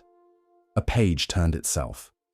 He will reach for Undeath in its entirety, Zastam said. That is the slope beneath his feet. If he succeeds, the weights on the cosmic beams will shift. If he fails, he will teach us something useful while he screams. Zastam rose, not to leave, but to shift the line of sight between them and the book, which sometimes mattered in a room such as this. You admire him, he observed. I admire anyone who remembers what he was while pretending to be what he has become, Larlock said, almost kindly. It is rare, it is dangerous, and, as you know, it is the only sort of mind that endures. If he comes to my gates, Zastam said, I will speak to him before I kill him. Perhaps I will even listen to his pleas, as I once did. Larlock's laugh was the dry cascade of bones settling in a reliquary. Speak to him first, Zulkir. It costs nothing and sometimes buys more than bloodwood. Besides, the stones above his skull drifted, bright as patient stars.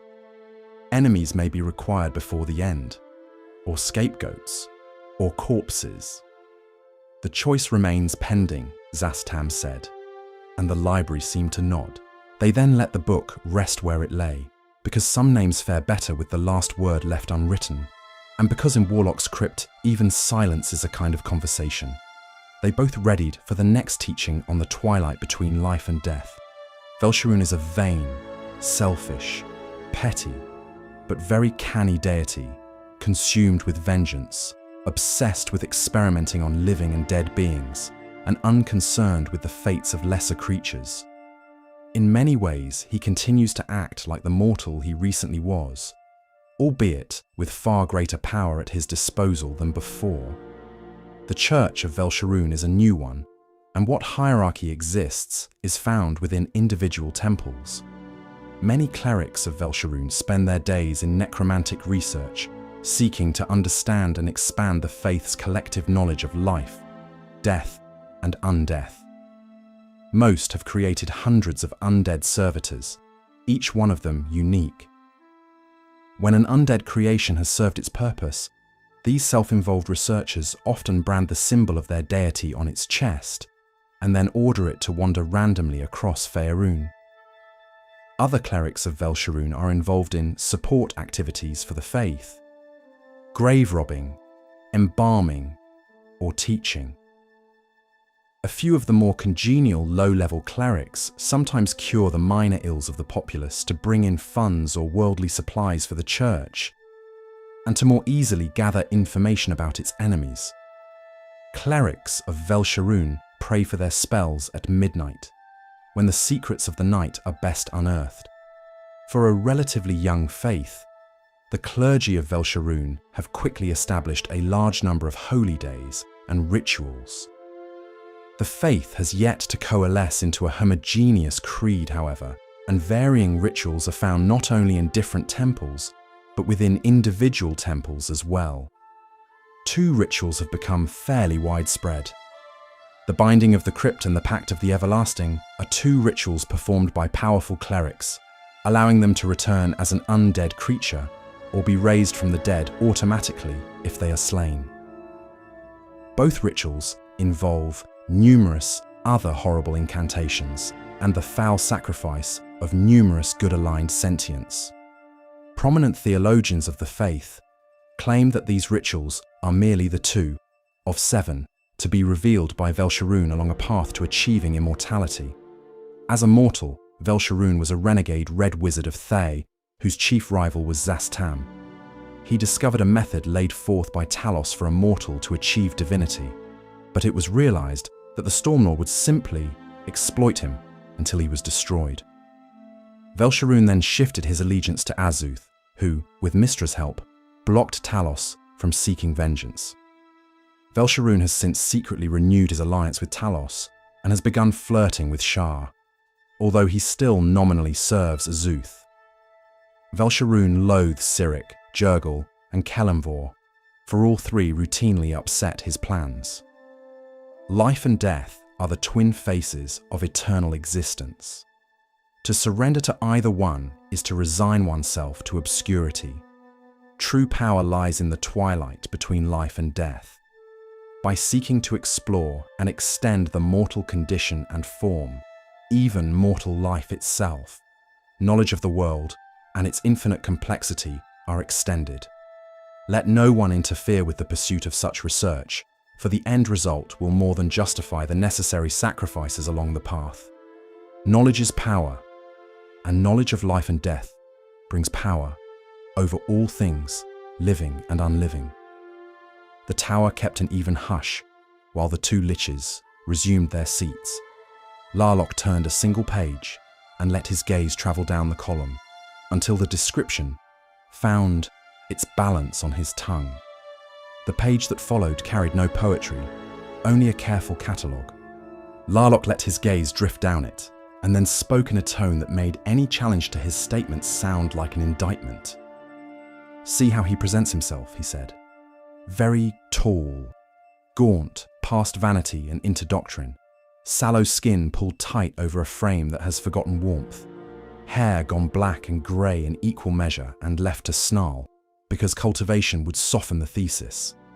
Purple robes that were once courtly and now allow rot to sit upon them, and a silver crown kept tarnished on purpose. The relic of a procession he intends to outlive. And the eyes, pits, cut to absolute darkness where a single green flame dances, not to illuminate, only to promise that it will not be extinguished, as Undeath readily demonstrates." Zastam studied the lines as a surgeon studies a pulse. "Aesthetic as an instrument," he said evenly. "He makes his look carry the work. For in the mind of his enemies and those of his cultists, the first victory is one of fear, the loss of hope. The fear precedes the spell. The rumour precedes the fear.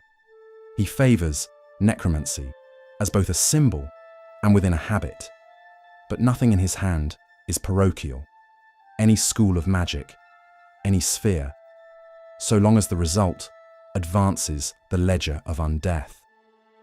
Quite, Larlock murmured. Proximity does the rest. The sight of him alone presses flight into the mind. Make a note of that radius of terror. It is part of the design. And within a mile, the dead are his to awaken at a thought. Corpses remember the trick of standing. Skeletons remember the courtesy of obedience they served in life. All lesser undead in that circle answer his telepathic will unless a stronger power already writes their marching orders. He has, in effect, a travelling garrison that he pays with his commands. Tam's fingers steepled. It turns every battlefield into a recruitment drive for his own ambitions. And when the field narrows, Larlock went on, he economizes the outcome. A touch like grave ice that takes a large measure of a life in an instant and still finds strength to freeze the rest. Paralysis that only counter magic will unwind. Only mages such as Elminster or Mordenkainen could stand up to such a spell. Now the staff. Oh, how I wish to wield that relic. The skull staff of the Necromancer. Your book is correct about its pedigree. Imaskar's greatest archmage made it to prove that even in the hallows of the Underdark power can remain. It answers as staff of the Magi, and again as greater staff of skulls. It borrows the conveniences of a ring of shooting stars and refuses the usual caveats about domes and daylight. In one rod, he carries enough traditions to found a school, or master the school of necromancy in a single flourish. To wield a consolidation of arsenals reduces the failure states, Tam observed. Less rummaging when the room inevitably catches fire. And to add more ornaments with opinions, Larlock added, faint amusement scraping the edge of the words. A robe of stars that, at whim, blooms into the veils and dazzles of scintillating colours. A left eye that exhales winter twice each day. A right eye that writes a symbol of madness into whatever mind presents itself. Likewise, twice each day. Pretty tricks, all of them. But the subtler gift is the duration of his undead. His necromancies do not truly end when he casts them. He can maintain such workings indefinitely, the way one holds a posture, so that rooms he has visited continue to behave as experiments long after he has left them. Tam inclined his head, the smallest acknowledgement of respect. Indefinite necromancy turns time into an unnecessary component. I will learn this skill. The clergy follow suit, Larlock said, tapping the margin with one bone-bright nail. His priests are drilled in the Faerunian canon as a matter of course. Their grimoires open freely to the darker corpus necromantia that lesser temples pretend not to own. It is practical catechism, nothing more, but it breeds a certain institutional memory. And beyond the cabals? Tam asked, though he knew the answer and wanted it said. Beyond the cabals, Larlock replied. His name is still a ghost in taverns, unknown to most, rising in the mouths of bards who have found that his recent ascension makes a neat horror to ride a chorus. The realms at large do not yet understand him. Those who do sketch him, mistaken in his image, understandably, as Lord of Liches, find an organizing mind behind the unbreathing. He will not discourage the sketch. It frightens correctly, as any sketch that leaves a void in one's mind does, when the answer is not clear. Tam let that sit, then threaded the observations together with a single quiet sentence. Appearance as a policy, armament as his thesis, the radius as proof of the end, duration as his rise, the clergy as an archive, finally the rumour as a herald of damnation. And underneath, Larlock finished, voice smoothing into something almost fond before it frayed. The same temperament that carried him out of Thay alive. Vain, selfish, exquisitely canny. obsessed with experimentation of the living and dead, unconcerned with collateral because the numbers only added to his mastery of the art. The braziers steadied as if the room had reached its own conclusion. Outside, a bone bat crossed a bridge and did not bother to look down. The next page smelled faintly of dried ink and old linen. Larlock skimmed the column, then let the words settle between them like tools laid out for an operation. Let us read this chapter on his followers. They congregate where the world forgets itself, he said. Crypts gone dusty, mausoleums with no family visits, graveyards whose hedges have learned to lean upon the whispers of the dying. True temples are rare, we both are aware of that, but when they rise they take the shape of brooding stone vaults sunk into ancient catacombs or necropolises. Walls carved with the dead, the dying, and the undying. Air thick with an embalmer's sweet tang. Undead stand the doors and never blink, for they cannot, as that is not their command. Inside, laboratories with tables that remember the weight of their sorrow, storerooms swollen with glass and salt and powders, mortuaries that have forgotten the difference between a slab and a desk, their purpose lost to time. Sleeping cells, refectories, kitchens, afterthoughts. The living are guests in a house built for work. Zastam traced a fingertip along a marginal sigil. Every corridor teaches the same lesson. Study first. Comfort is not a thought within the mind of the crypts. A sensible approach for a faith that measures hours in experiments and the rising hours of the dead. The clergy carry this same grammar, Larlock continued. Necrophants and necromancers in near equal count, two faces of the same appetite. About a fifth are clerics left over from before the time of troubles, Mirkul's faithful, who refused Kelemvor's revised book and found Cyric too noisy and distrustful to serve. Novices and acolytes go as pallbearers, a tidy little thesis in a single word. He let the page tilt to catch the light, reading the litany of ranks almost idly. Beyond that, soulstalkers, crypt guardians, duskwalkers, bleeders, life leechers, spirit sepulchres, seeker of the seven truths, necromaster. The higher names arrive with glosses he confers himself. Small coronations to keep ambition pointed in the correct direction. Titles as levers, to push his faithful to more vile acts, Tam said. Grant a promotion. Get another year of strict obedience. Efficient. Larlock's ione stones tightened their slow orbit. Let us review the dogma next, he said, and the tone he used would have suited a dissection. They call themselves an elite fellowship of visionaries, deserving of esteem for walking the frontier where life blurs into death, the twilight as he calls it. Extend the mortal condition. Revise the mortal form. Push the edge until the edge moves. Surrender to either side. Life or death is obscurity. True power lives in the twilight between. He glanced up. They add the usual rider. Lesser minds cannot understand the necessity, therefore the obstruction is sin. Sacrifices, other people's first, their own when properly amortized, are justified by the result.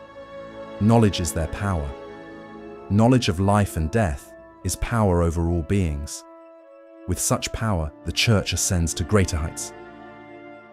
Which is to say, Tam translated, mild as frost, that ethics are a luxury until the paper is published. Their daily routines, Larlock went on, they behave like the thesis promises. Most spend their waking hours in research, compiling, refining, inventing, until they have hundreds of servitors to show for it, many with quirks enough to be called unique. When a creation's purpose is done, they brand it with his sigil and send it walking, untethered, wandering the realms as a footnote in search of a reader. These usually result in an attack on a town with various undead promising to increase the ranks of his clergy. The rest of the clergy offer a variety of luxuries, Larlock said. And some, this part amuses me, some of the younger, more companionable ranks cure a villager's fever now and then, patch a child, salve a blister. Just enough kindness to keep coin and quiet flowing into the storerooms, and to collect a steady gossip of enemies. Charity as a form of camouflage, Tam said. They let the list of facts arrange itself into a shape. Outside, a gravedigger cut across a bridge and vanished behind a tower. Inside, the braziers breathed evenly. Now let us put it together, Tam said at last, and his voice gave the summary the weight of a seal. Worship in forgotten places. Halls designed for work rather than any form of rest. Ranks that reward precision and obedience. A creed that crowns experiment and downgrades interference. Daily practice that produces both servitors and stories. They build a church that manufactures its own inevitability to the grand promises of eternal servitude, and ensures it can operate without any permission, Larlock added, lids lowering over red pinpricks of light. If you board the doors, they will simply move the work to where no one bothers to knock. Tam let that sit, then added, and it sorts itself, usefully by colour, whether it admits the palette or not. Larlock's sockets brightened, interested. Black, white, and grey. A taxonomy for frightened priests and for administrators. Both, Tam said. Black necromancers build and command the unbreathing, fracture wills, destroy the flesh, bind ghosts, and turn their graves into workshops for their legions. Their art is obvious. Animate dead, create whites, curses that rot the face before the name. In Velsharoon's fold, they form the spear point and the spectacle, research, weaponization, and the annual pageants that teach Skullgorge to march. His preferred colour, as we both know. But the speciality of necromancy is often lost on the recent teachings of the Weave with new wizards. All the schools require mastery to reach the pinnacle of power. Larlock allowed, amused. White necromancers, rare under his banner but not absent.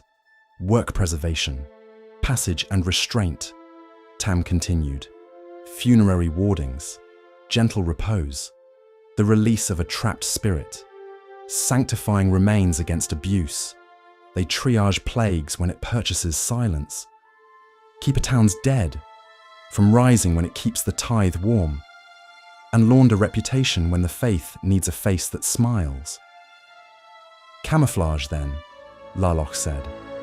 A robe the faithful wear when coin is shy, for they require the spread of their faith into all halls. Silent, but there nonetheless. And grey necromancers sit between, interrogators and anatomists, Tam said. They harvest precisely, map bones and organs to formulae, question the past with speak with dead, and read the cadence of revenants, preserve specimens, study diseases, instruct novices, and keep the ledger of what each experiment bought and broke. They are logistics and intelligence. The ones who make certain the black spells work, and the white alibis persuade. Larlock considered the triangle, pleased by neatness. Colour as their policy, black for innovation and fear, grey for apparatus and truth, white for funds and expansion. Velsharoon smiles at all three, then tints the sum toward night. The book's centres of worship fit the palette, Tam said, and turned a leaf back with 2 fingers. The crypt of the arisen army beneath Skullgorge, raised where his mortal den, the forgotten crypt, brooded over an older Netherese ossuary, with Myth-Drana pressing above like a palimpsest. In the days before the temple's anniversary, the faithful packed the halls with themselves, and 100 obedient dead. Then they spill into the gorge and along the Battle of Bones, claiming the graveyard of Baron Velsharoon Blacktower, animating a legion and bringing it to heel. Black on the march, Larlock said, grey counting paces, white explaining to bystanders why the valley will sleep better when it learns the cadence. The colours are porous, Tam added. A pallbearer begins grey, anatomy and necrology. A soulstalker goes black when research ripens. A seeker of the 7 truths leans white when the archive needs a door opened that a cudgel would close. And through it, Larlock finished, the same dogma stitches everything to the same cloth. The braziers steadied, as if the room agreed. The 2 liches let the conversation settle into necromantic hums of Warlock's crypt, and the page waited, patient as a slab, for the next hand to turn it. The leaf of observances lay steady, while Larlock and Zastam traced its lines. Young as churches count time, Velsharoon's faith was already overcrowded with holy days. Rites varied from hall to hall and, in truth, from room to room, as if every celebrant were determined to prove a different theorem with the same corpse. One pattern, though, had learned to repeat itself. The pact of the everlasting, Larlock said, tone precise as a scalpel. A priest at the 9th rung, or earlier, with a convenient scroll, accepts Velsharoon's death pact as his sacrament, wraps it in lesser abominations, and seasons the rite with the murders of the virtuous. Their theologians insist it is only the first of 7 unveilings on a ladder to immortality. A ladder of promotion, 1 rung at a time, Tam answered, folding his hands. The text turned from pomp to practice.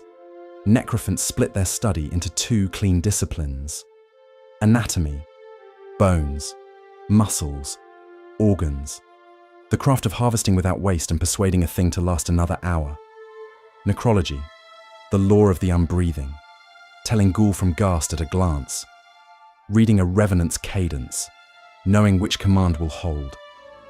Together, the fields let a priest fetch the right organ for the right working, cure a fever when charity buys silence, and name a monster properly before telling it what to do. Dogma promises the frontier between life and death, Larlock said. Anatomy tells you where to cut. Necrology tells you then what rises when you're done. Tam inclined his head. They are building a church that manufactures its own inevitability. A hairline seam of air pinched inward near the west wall, no louder than a held breath. And a red wizard of Thay stepped through a dimension door wrapped in brass sigils. He wore the high-collared crimson of the abjuration and necromantic schools, with a circlet crowded with anti-magic runes waiting for activation. In his left hand gleamed a cut hexagon prism mounted in a ring of adamantine metal. In his right hand, a parchment already unraveling into the glyphs of disjunction. His attempt to reduce Larlock's iron stones to simple baubles. Tam's gaze flicked once to the sigils on the man's collar. Ulrauth Dahl, he said, almost conversational. Ambitious and untidy. This is not what I requested. The intruder began his chain, anti-magic field primed on the prism. Disjunction unraveling toward the halo of iron stones. A quickened rift to shunt Larlock into a prepared ether cage. He had, to his credit, timed it well. Time stopped. Larlock tilted, the moment now open to his designs, and walked through it as one moves a curtain aside. In the hush between ticks, he laid down a thin braid of answers. Haste on himself. A quickened counterspell ready. This then turned the prism's power inward. A muting lash that stitched the disjunction to the edge of Ulrauth's own wards, so it would eat its master first, if loosed. A whisper of emerald current ran along Larlock's bones. When the world restarted, it found his right eye already open. The symbol of insanity bloomed wordlessly in the intruder's mind. Ulrauth's lips moved. The disjunction faltered, turned, and began to gnaw at the wrong place. His prism sputtered into a neat, imploding darkness and took 3 of his prepared contingencies with it. Your request, Tam, Larlock observed, almost gently. Ulrauth lurched into a last resort. Contingency, teleport. but the room was an extension of Larlock's will. The jump landed him one pace to the left, squarely beneath the cone of cold that poured from the Shadow King's left eye in a ribbon of winter. Frost crackled through red silk. He staggered again, mouth shaping a curse that never learned to be sound. Tam did not rise. "He planned for you," he said, as if grading. "He planned for a rumor," Larlock replied. The emerald threads along his hands brightened. With 2 steps, he was close enough to touch. He rested his fingers lightly on the red wizard's cheek. The curse took like ink in water. Visions of Netheril breaking under a god's mistake. Cities tearing free of the sky and learning the ground too quickly. 1,000 falling lights reflected in a pair of stony, omniscient eyes. Flesh withered in the space between breaths. Ulrauth's features collapsed into the mask of a man who had outlived his courage by a heartbeat. "Paralysis will pass, if someone pays for it," Larlock said. He turned his skull toward Tam. "Yours?" "An employee," Tam said. "Not the investment I requested, though. Then let him earn his resurrection." Larlock withdrew his hand. The curse remained, coiled and patient. "Fetch the Black Tower ledger from Skull Gorge," he told the frozen wizard, voice carrying on a telepathic thread that left no room to hide. "Lay it on the 3rd step of the Arazan army's altar. If you refuse, you will rot where you stand. If you return, you live long enough to be useful again." A glyph flared across Ulrauth's brow, no larger than a thumbnail, bright as a promise, and then faded.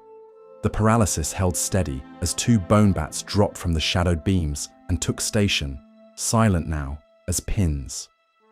Larlock resumed his chair, as if a footman had merely refreshed the fire. The braziers steadied. The seam of air forgot it had ever been a door. "Where were we?" he asked. "The pact," Tam said, "as calm as winter and the number 7. "Ah, yes." Larlock touched the margin. The text brightened obligingly. "Enough promises to keep their ambition climbing, not so many as to exhaust the congregation before they are useful. Perhaps one day we will sit where Velsharoon once sat Tam." The 2 looked at one another, as if looking past the void to their own rise to divinity. Warlock's crypt had fallen into the hour when even stone seems to listen. The Liber Thanatologium lay open to its last ribbon, and the 2 liches regarded the page as if it were a map with moving borders. Larlock tilted his skull, and the red points in his sockets steadied on the dogma's heart. "Read it aloud again. Let us hear it one more time before it falls back to memory." Tam did, letting the sentence stand between them like a pillar. Life and death are the twin faces of eternal existence. To surrender to either one is to resign oneself to obscurity. True power lies in the twilight zone between life and death. Larlock closed the book. "Precisely. And until the wager resolves, we remain what we are, auditors of the half-light."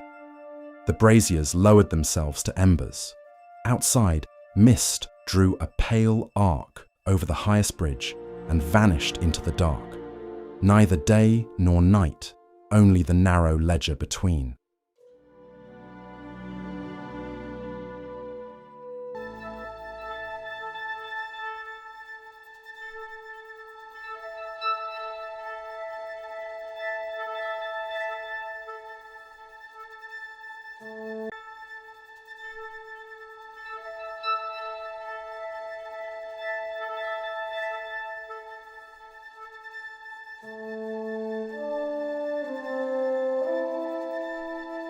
Death is the final arbiter. It claims everyone, regardless of class or station, fame or notoriety, gentleness or depravity. In some cultures, death is regarded as the threshold to an elevated spiritual existence, or as the doorway leading to another mortal life in a never-ending cycle of reincarnations. In other societies, death is believed to be the ultimate ending of awareness, marking complete annihilation and utter oblivion. Since ancient times, scholars and priests have devoted their entire lives to studying, explaining, and revering the final chapter in a mortal's life. For some individuals, however, death has become an obsession, a source of magical power, or even an object of religious adoration. These beings are necromancers, and they are universally feared and loathed as the purveyors of unremitting evil. I knew that we had been kissed by fate and could perceive things invisible to others. Many times, when we were still children, I would test my brother by placing a stolen piece of clothing in his hands, and he often would stare at the unwrapped linen, gradually outlining the facial features and mannerisms of a strong caravan handler or some dashingly handsome scribe. But as my brother grew older, his visions became darker and more frightening. Once, when I placed a purse of a young porter in his hands, my brother described a much older and frail man who appeared to be a merchant of sorts. I laughed and told him his mysterious powers had failed him, but Talib kept staring at the small velvet pouch and went on to describe how the older merchant had been surprised on the streets one night while returning home from the evening prayer. In chilling detail, my brother recounted the merchant's murder at the hands of the young porter from whom I had obtained the purse in the bazaar. That night, the game stopped being fun. We never played it again. Talib's unusual talents continued to mature after he started learning the art. He recoiled from cemeteries, even by daylight, for he would drown in the latent sorrow and sometimes glimpse pale shadows fluttering amidst the sepulchres. He could feel death around him, even after he learned how to shield his mind from the visions.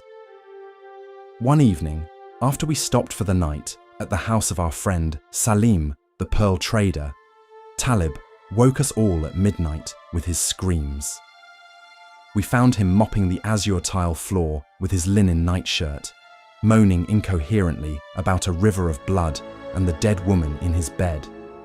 Of course, his bed was empty and the floor was bone dry, but our host Salim paled visibly at these words and ushered our troubled brother into another chamber for the remainder of the evening. We learned the next morning, much to our sorrow, that Salam's wife had died in that room many years ago, bearing their first child. And for many days afterwards, the servants had laboured, apparently in vain, to remove the taint of blood from the once beautiful blue tile floor. From Layla's Lost Journal. Larlock's tower within Warlock's Crypt stood in its old silence, its upper halls wrapped in shadow and stone, its lower reaches descending into crypts, vaults, and buried chambers where the dead had long ago perished. Their rulers fell, and their history, Netheril, the most heightened realm of man, ceased to exist. High above, near a broad opening in the black marble wall, Zastam stood with his hands lightly folded behind him, his gaze cast downward into the darkness below. Beside him stood Larlock, his robes unmoving in the cold air that drifted through the height of the tower. Red and blue hues came from the remaining Ioun stones circling above his skull.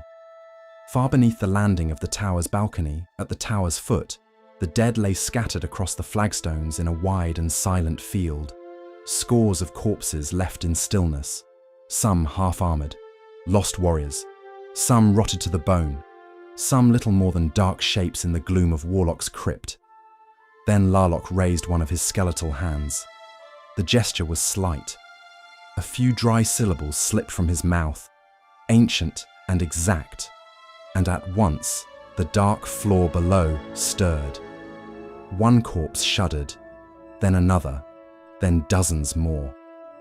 Their limbs jerked, and as their skulls lifted, the hollow ribs of the dead expanded as Larlock poured a drop of his mastery of the dark art. In a slow wave, the bodies rose from the stone floor, drawing themselves upright beneath the pressure of his will. 50 corpses stood waiting below. Zastam watched without comment, though the faint narrowing of his gaze showed his attention had sharpened ever so slightly. The speed and limited gestures were not foreign to the Zulkir, but the simplicity of the movement gave him a slight pause. At the core of necromancy lies the oldest practical question. Can the dead be made useful? Tam's eyes remained on the ranks below. A question answered many times, though seldom with the elegance you have now put on display. No school of magic has been more maligned than that of necromancy. Those moralizing, ignorant rulers often believe the dark art to be the school of sadists, whereas we both understand the school of necromancy rather explores the balance between the animating force of life and the destruction of death. As with any magic, necromancy seeks to manipulate natural forces to the desire of its wielder. In this respect, it is no different from evocation or transmutation. Would you agree? Elegance is rarely sought by my apprentices. Obedience is the only end state I desire. In this new world where time has passed and the weave has been remade, I remain. I agree. Let me demonstrate. With a small motion of 2 fingers, he turned his hand. The corpses shifted at once. They moved across the flagstones with stiff precision, arranging themselves in ordered lines. Spears and broken blades angled into rough symmetry. Empty eye sockets faced forward. In a matter of moments, the dead stood in perfect formation, as disciplined as text upon a page. Then Larlock snapped his fingers. At once, the entire formation dropped to one knee. The iconic spell, Larlock stated in a slightly elevated pitch, endures for a reason. Animate Dead gives visible shape to necromancy. It is the first spell many practitioners think of when they ponder into the dark art. It is direct. It is practical. For a breath, they stood together above the ordered dead, 2 ancient scholars of immortality regarding the simplest, public face of their discipline and their years of mastery. Then, Larlock turned from the opening and began to walk back into the tower. "Come," he said. "Volume 2 is waiting." Chapter 1. Dark Gifts. Not all necromancers are created equal.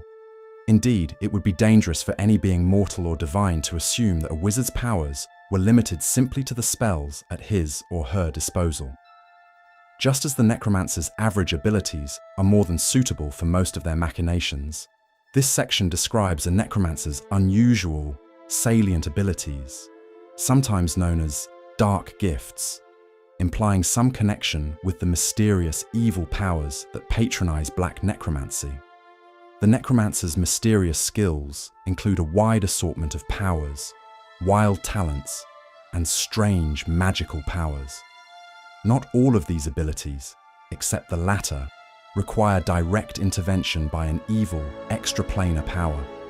For instance, abilities gained through mental or psionic prowess are attained chiefly through individual skill and achievement. Sooner or later, wizards who employ black necromancy with some regularity are noticed by the dark and mysterious deities that patronize such evil sorceries. In some locales, such as Ravenloft, the fabled Realm of Terror, any wizard who employs the art, whether for good or ill purpose, runs the risk of attracting the sinister attention of malign entities known only as the Dark Powers. Like all patrons of forbidden and evil magic, these fiendish gods seek to subvert mortal spellcasters, turning them into often unwitting instruments of the god's will. To further corrupt and entice mortals into their service, the Dark Powers often grant strange and fabulous abilities to living wizards, thereby encouraging their continued practice of black necromancy. Awesome supernatural powers are rarely gained without some terrible, personal cost to the individual involved. As many a scholar of the dark art is well aware, each beneficial dark gift, and even the practice of the black arts by itself, exacts a baneful and unavoidable price on the necromancer. Indeed, the price often outweighs the merit of the dark gift itself. But to the wicked and the ambitious, the price is of little consequence. Such necromancers are concerned only with attaining power and dominion over others, regardless of the actual cost. Because of their association with forbidden and mysterious powers, it is not surprising that some necromancers might develop unusual mental abilities. After all, most necromancers, by right of their unusual mental faculties, high intelligence and wisdom, already have a natural aptitude for psychic disciplines. Larlock read the chapter in silence, one pale finger resting near the margin of the new chapter. An adequate title, he said at last. Dark gifts, a phrase designed to flatter the vain and warn the cautious. The dark powers influence many who struggle within their clutches, tempting both the innocent and ambitious with whispered promises. These sinister bargains are rarely spoken, coming in dreams or mysterious visions, but their terms are always clear, and their prices terrible. Zastam stood across from him at the black marble table, his gaze steady on the page. "It is accurate," Tam replied. "The text is correct to say that necromancers are noticed. Mortal practitioners often imagine themselves as observers, peering into death, the Feywild, the Shadowfell. Corruption of their planes seeps in without awareness to many a wizard, and the lower planes, those dark realms where most wizards are aware of the bargain, find their pull in unique ways. In time, they learn that observation is seldom one-sided, and to think they have the upper hand is juvenile to say the least. Azuth spoke clearly, especially on devils. Let me recount the words. When they say the devils are bound to the rule of law, they do not mean laws like those of mortals, lean and uninspired. How could a creature, destined to be bound by its agreements, its promises, the power of its very words, how could such a creature not, in the long millennia of its life, create laws of a sort that wind themselves around the realities, the expectations of mere mortals, twisting these prisons into freedoms? Larlock gave a quiet murmur of approval. Yes, the dark powers, gods, spirits, fiends, whatever language a mortal prefers, rarely leave repeated invocations or desires unanswered. A practitioner who enters such currents again and again will eventually feel a response. Larlock's gaze settled upon the passage concerning Ravenloft and the dark powers. The dark powers don't move in the shadows of Ravenloft. They are the shadows. They're the mists and the darkness. They're the reason water manifests as rivers and stars appear in skies divorced from universes. They are the wardens that hold the Dark Lord's prisoner. Ever present and inscrutable, the dark powers are akin to gods in Ravenloft, but they are unknown to mortals and desire no worship. Despite the control the dark powers exert, these beings remain distant from the domains they manipulate. Although some of their names whisper through sinister lore, names like Osibus, Shamiamure, and Tenebrous, domain inhabitants know almost nothing of the dark powers. Larlock allowed himself the smallest smile. Half the necromancers I have ever met believe they could conquer the mists. "Only half?" said Tam. That drew from Larlock the dry hint of a laugh. Chapter 2. Necromantic Races. Long ago, when my beloved Gerard was still alive, we used to ride into the most distant hills of our estate during the cool weeks after Greengrass, accompanied only by our most trusted retainers. One day, when we camped near a rustic town called Solbar, the burghers told us of a worm that had been ravaging caravans up and down the tradeway for the past several months. This dragon, which the villagers had named Shadowspawn, only attacked after nightfall and left behind not a trace of its victims, nor their goods, for that matter. It was as if the unfortunates had been snatched up or swallowed by the very night, or so the villagers claimed.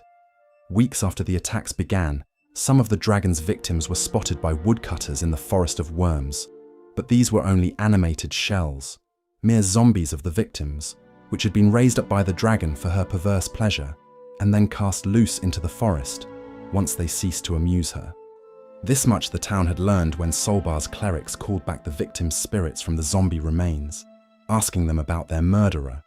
Thus warned, my husband and I returned home, for we were ill-equipped to deal with a draconic necromancer. I later learned that several adventuring companies had gone up against the beast and been added to the undead wandering the forest, before a victorious band of hunters put an end to that loathsome abomination. Those few who survived claimed that the dragon employed many spells of criminal necromancy against them. With suitable monetary encouragement, I was ultimately able to purchase the dragon's spellbook from the triumphant blades. The grimoire was an enormous iron-bound book inscribed with notes that revealed a frightening understanding of the art, surpassing in many ways my own knowledge. How that creature accomplished such mastery in relative isolation is beyond my comprehension. Perhaps a human wizard passed along his secrets to the worm, or it discovered the key in some erudite tome of necromantic lore. My heart trembles at the thought of other creatures like Shadowspawn, with but a fraction of its talent for necromancy. From the diary of Dr. Elandra Talbot. Although human wizards constitute the overwhelming majority of necromancers, exceptions do occur and can make for a nasty surprise for adventurers who would assume that tales of necromancers are limited to purely human. The ambition of many humans is infamous, so their tendency to lean on the dark art is most certainly the most common. Certain members of other races do learn necromantic spells, and within their races they develop boons towards the dark art that humans do not otherwise possess. The dragon symbolizes power, magic, and destruction, so it should not be difficult for any scholar to imagine them gaining mastery over necromancy, given their eonic lifespans. Draconic culture and religion is highly advanced, focusing primarily on greed and acquisitiveness. Dragons also embrace many of the same concepts as human society, including a fascination with death. Certain dragons worship a unique death god called Null the Reaver, also known as the Deathworm or Guardian of the Lost. This deity embraces not only the destructive and evil aspect of taking life, but also the protective function of shepherding draconic spirits to their final destination in the afterlife. Thus, it is definitely possible for dragons to be either necromancer wizards or death clerics. Restricting our discussion to wizardry, not all dragons possess the intellect, magical ability, and self-discipline necessary to specialize in the art. Silver and gold dragons have quite developed magical abilities, but their good nature makes them unlikely candidates for necromancy. Blue, green, red, and black dragons possess the necessary wit and brutal nature to learn black necromancy. Amethyst and steel dragons make excellent philosophers. Finally, shadow dragons have the greatest inherent mastery of the dark art. All of the remaining draconic races have neither the intelligence nor the slightest care to specialize in necromancy. The main difference is that the dragon's spells are learned as innate abilities and are not memorized, like a human wizard's or cleric's. In addition, dragons cast their spells completely differently from humans. Draconic spells can be triggered solely by an act of will. Humans need complex and lengthy verbal, somatic, and material components. The elegantly evil race of dark elves make perfect candidates for necromancers. Unlike their surface-dwelling cousins, the drow embrace death and necromancy to the very core of their mainstream society, enshrined in the worship of their sinister mother goddess, Lolth. Wizardry is one of the few avenues for male advancement and prestige in the matriarchal theocracy of the Dark Elves. Necromancy is a popular school of magic among drow specialists. The Dark Elves are unquestionably a magically talented race. Even the most mundane citizen has innate magic resistance and some sort of minimal talent with wizardry, so it is perhaps not surprising that they can advance as far as humans in this regard. Certainly, every drow city can boast of at least one archmage capable of casting the most powerful spells.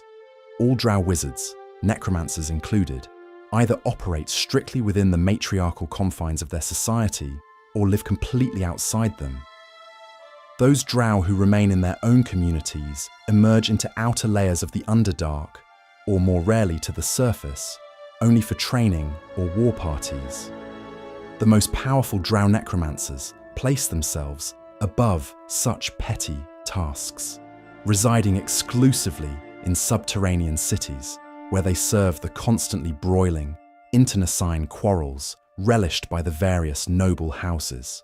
The most powerful wizards who choose to remain above the political maneuvering still must serve the community by teaching in the colleges of sorcery. These institutions play a fundamental role in the training of young drow warriors and priests. To question their role in the female hierarchy spells certain disaster for male drow wizards. The priesthood ruthlessly twists any progressive freethinkers into hideous driders. These half-arachnid, half-drow monstrosities retain their former command of necromancy. Those lucky enough to escape such punishment flee deep into the bowels of the Underdark, forsaking all protection by their house and society. Life as a rogue mage is far from easy. The priesthood sends relentless war parties to eliminate such mavericks, lest their example be emulated by others, and the horrific denizens of the Underdark can be much less than hospitable to a single travelling drow. The Githyanki are a militant and xenophobic race, descended from humans, that dwell on the astral plane and pay eternal homage to an undying necromancer queen. In their strictly regimented society, organized into martial hierarchies of command, specialized wizards, including necromancers, play an important role. Every Githyanki command structure, from the smallest platoon to the mightiest citadel, contains at least one necromancer capable of devastating opponents on the field or manipulating the dead to fight for the living. Unlike the wizards in drow society, Githyanki necromancers have a respected rank and high status in their civilization. Githyanki wizards tend to be male in honor of their Lich Queen. Although of slightly inferior rank to an acting captain, they are independent of the chain of command and lend their support in a battle where it is needed. Chapter 3. The Price. Sometime after midnight, Jal shook me awake with a start. A sharp, wide moon hung in the night sky near the desert horizon. I cursed softly. My turn at watch wasn't due for a few more hours, when the shining sphere was at its zenith. "He's dreaming again," Jal told me worriedly. "Come, help me tie him down." Our brother Talib slept beneath the palms, away from the rest of the caravan so his nocturnal ramblings would not disturb their rest. He was speaking in Qadari again, the ancient language of the dead. Luckily for Jal, she couldn't understand a word, but I knew some of the phrases, with my small rogue's talent for tongues. I ignored the obscene whispers and started binding Talib's legs together to keep him from wandering away into the desert. Meanwhile, Jal worked on his hands to stop him from casting his withering spells and slaying us all in his sleep. Jal started praying after she finished, her soft, holy whispers mingling with our brother's ravings. Jal prayed for a cure to his shattered sanity, but I only hushed her into silence, straining to understand his curiously accented Qadari. Talib's eyes were open, as usual, staring up into the stars as he dreamed. From his speech, I knew my brother was not mad, at least not in the usual sense, for his sleeping gaze was focused not on the stars, but on another time, long past, when Qadari was still spoken by the living. From Layla's lost journal. Whether they realize it or not at the outset of their careers, wizards that specialize in necromancy make painful, personal sacrifices for their profession. Even if they shun the black arts entirely, a necromancer is still subject to the social prejudices, physical dangers, psychic pressures, and curses that plague those who channel the forces of the spirit. As with any discipline, mastery of the art comes at a price. All necromancers suffer from a nearly universal social stigma associated with their profession. In addition, many of these wizards, especially those who embrace the black arts, must overcome a number of personal handicaps, which increase in number and severity along with the necromancer's power. In every society, there is some form of scapegoat, a small group of people who are blamed or held accountable for the countless, unexplainable tragedies. A necromancer may experience similar, severe public discrimination whenever his or her profession becomes known in a social context. At one extreme, the practice of black magic, or indeed any form of necromancy, may be punishable by death, or, if the wizard is exceedingly powerful, shameful exile. At the very least, no society which is ruled by a good or neutral ruler will tolerate the open practice of the black arts. Discrimination can take a wide variety of forms. A perceived necromancer may be barred from a particular tavern, shop, or home, or even from an entire village, once his or her profession is recognized. Vigilantes, bounty hunters, rival mages, or even adventuring parties may try to eliminate a visiting necromancer, hoping to bolster their position in the community, gain a few new magical items, and possibly collect a reward from the local authorities. Necromancers that need or choose to live in civilization must disguise their profession to escape unwanted attention. Not surprisingly, most practitioners of the art tend to shun human society, preferring the lawless expanse of the wilderness, where their deeds and experiments can go unnoticed and unpunished. Just as physical deformity has been associated with villainy, physical sickness and disease have been historically interpreted as a form of divine retribution. Of course, mass outbreaks of plague and pestilence, which decimated both the good and evil, can be cited to refute such superstitions, but still such beliefs remained, even in the face of rational observation. In addition to its supernatural origins, disease could just as easily result from a necromancer's plundering of the dead, or contact with rotting corruption and filth. A necromancer has been cited within many towns of the Sword Coast to develop a sickness after exposure to certain undead, like a mummy, cursed magical items, such as a staff of withering, and spells, like cause disease and plague curse. The risk of disease also threatens wizards who tamper with black necromancy. Wizard spells that by their very nature inflict disease on others, such as contagion or mummy touch, might have some form of unforeseen side effect on the caster. The scapegoat passage is sound, Larlock said. Every society keeps some figure upon whom it may hang fear, failure, sickness, and unexplained loss. The necromancer serves that function readily. Vecna said it true upon the nature of evil, for he was the original scapegoat. Larlock reached above the second counter on the shelf just above Zastam's head, an account of the Whispered One. Let me begin as Vecna tells it. Before any legitimate discussion on the nature of evil can begin, it is first necessary to dispense with the misapprehensions about evil commonly held by those moralizing proselytizers who seek to redeem the corrupted, to save those who have fallen into shadow, and to foster virtue in all they meet. Evil is not an absence of good. It is not a choice. It is not some crime, such as murder, theft, or deviance. It is not service to a reprehensible master, nor is it akin to some dark power. Evil is one of two forces in the cosmos, an agency locked in eternal struggle against its antithesis. This war has only two sides, the light and the dark, and the whole of creation is both their battleground and the prize for which they vie. Do not be deceived into thinking a middle path will present a way to rise above the struggle. Only good and only evil exist, and not even a hair's width of space separates them. Tam folded his hands behind his back.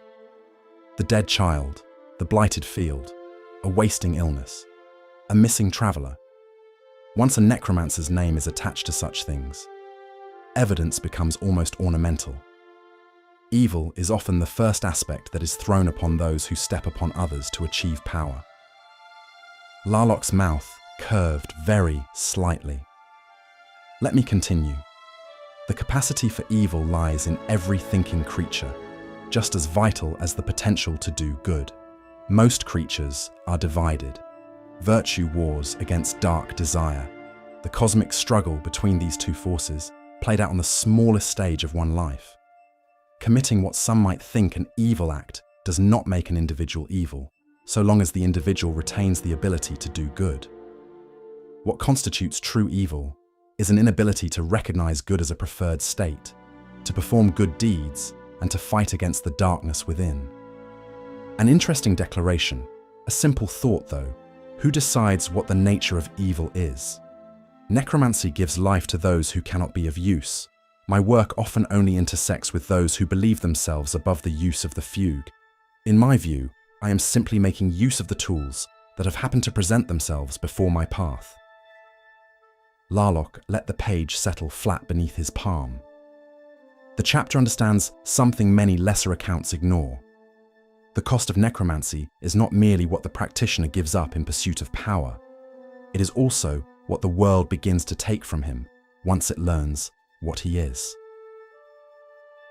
The ruins of Isawis were cloaked by the jungle when I rediscovered the broken city walls with my first husband, Sumulael. That was in the early years of our marriage, when my devotion to the forbidden arts ran strong with the careless impetuousness of youth. We had been led to the city by disgruntled spirits in search of a legendary talisman. Even with our ghostly guides, the ruins of the vine-choked city were extensive, and the exact location of our prize eluded us. At first, when my husband and I beheld the bones of the city's former citizens, we amused ourselves by raising the smouldering remains to attend us as ghastly servants, skeletal porters, and shadowy messengers. When the quest for the talisman yielded nothing immediately, we animated more of the city's dead to expand the search. Before long, our new slaves uncovered royal cemeteries where the kings and queens of Isawis had been buried for centuries before the city's disastrous end. I remember quite vividly my delight at this discovery. With a wave of my hand, I cracked open the tomb's monolithic stone doors, while Sumulael, cackling with wicked glee, called forth the city's ancient royalty, commanding even the oldest of padishahs to stumble forth, wrapped in their worm-eaten shrouds or burial robes, from the corrupted depths of the crypts and into our eternal slavery. And while the dead gave up their age-corrupted treasures, none carried my coveted talisman. Thus, Sumulael and I raised up the inhabitants of Isawis from their crypts and tombs to serve us. We lived there like exiled royalty for many years, until my husband's insanity and revolting habits grew intolerable. I ended up killing the monster, eventually, with the help of adventurers who had discovered my secluded city in the wilderness. That is how I met my second husband, Talib.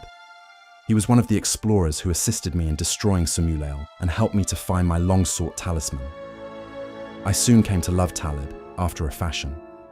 I taught him all of my hidden secrets.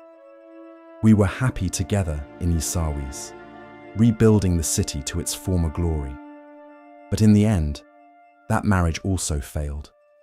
For I found that you cannot practice the art when you are happy, nor advance in its study if you're content. So, I left behind my beloved to write this book in solitude and focus my mind on the difficult road ahead. Come join me on this path of knowledge and self-discovery. Let us explore the art of necromancy together. Forward to Khazrabet's art of necromancy. Death is the final arbiter. It claims everyone, regardless of class or station, fame or notoriety, gentleness or depravity. Necromancy binds the living to the dead, and the dead to the living. For nothing in this world is certain in the eyes of those who lend themselves to the black art.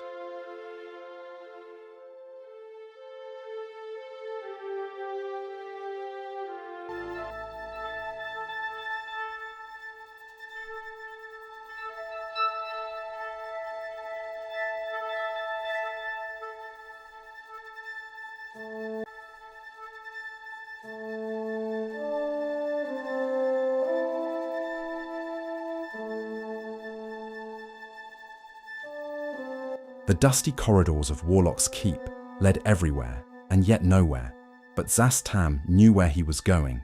Walking through the seemingly solid walls, Thays Zulkir of Necromancy felt his body magically whisked away to deeper and darker chambers of the keep. The Lich glanced around the halls as he walked, noting the many traps that would have destroyed a mortal form that walked these halls. "Larlock," Zastam called out, entering an ancient library.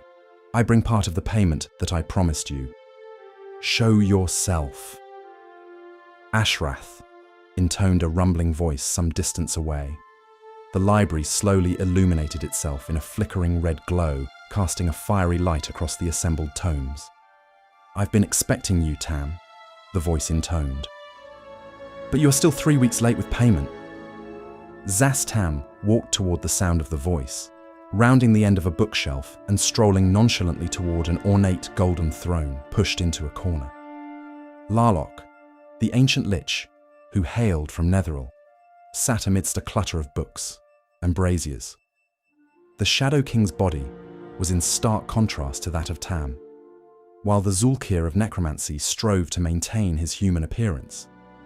Larlock was nothing more than a collection of bones partially covered in fine garments. The Netheril Lich's bones were bright in colour, and trails of emerald energy travelled across his form. More than 24 iron stones circled his skull, and globes of red light gazed up at Zastam as he approached.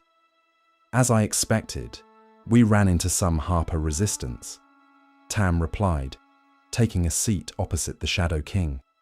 "They weren't going to give up the mantle without a fight. If they had any inkling of its power, they wouldn't have given it up in death either," Larlock grumbled. With a wave of his hand, the entire collection of books that lay before him scattered back to their appropriate shelf. His skeletal hand then reached toward Tam. "The mantle?" he asked. Zas reached into a pouch and pulled from its magical confines a metal vest enveloped in a violet glow. Larlock's red eyes shimmered briefly for a moment, determining the magic surrounding the mantle to be a form of preservation spell.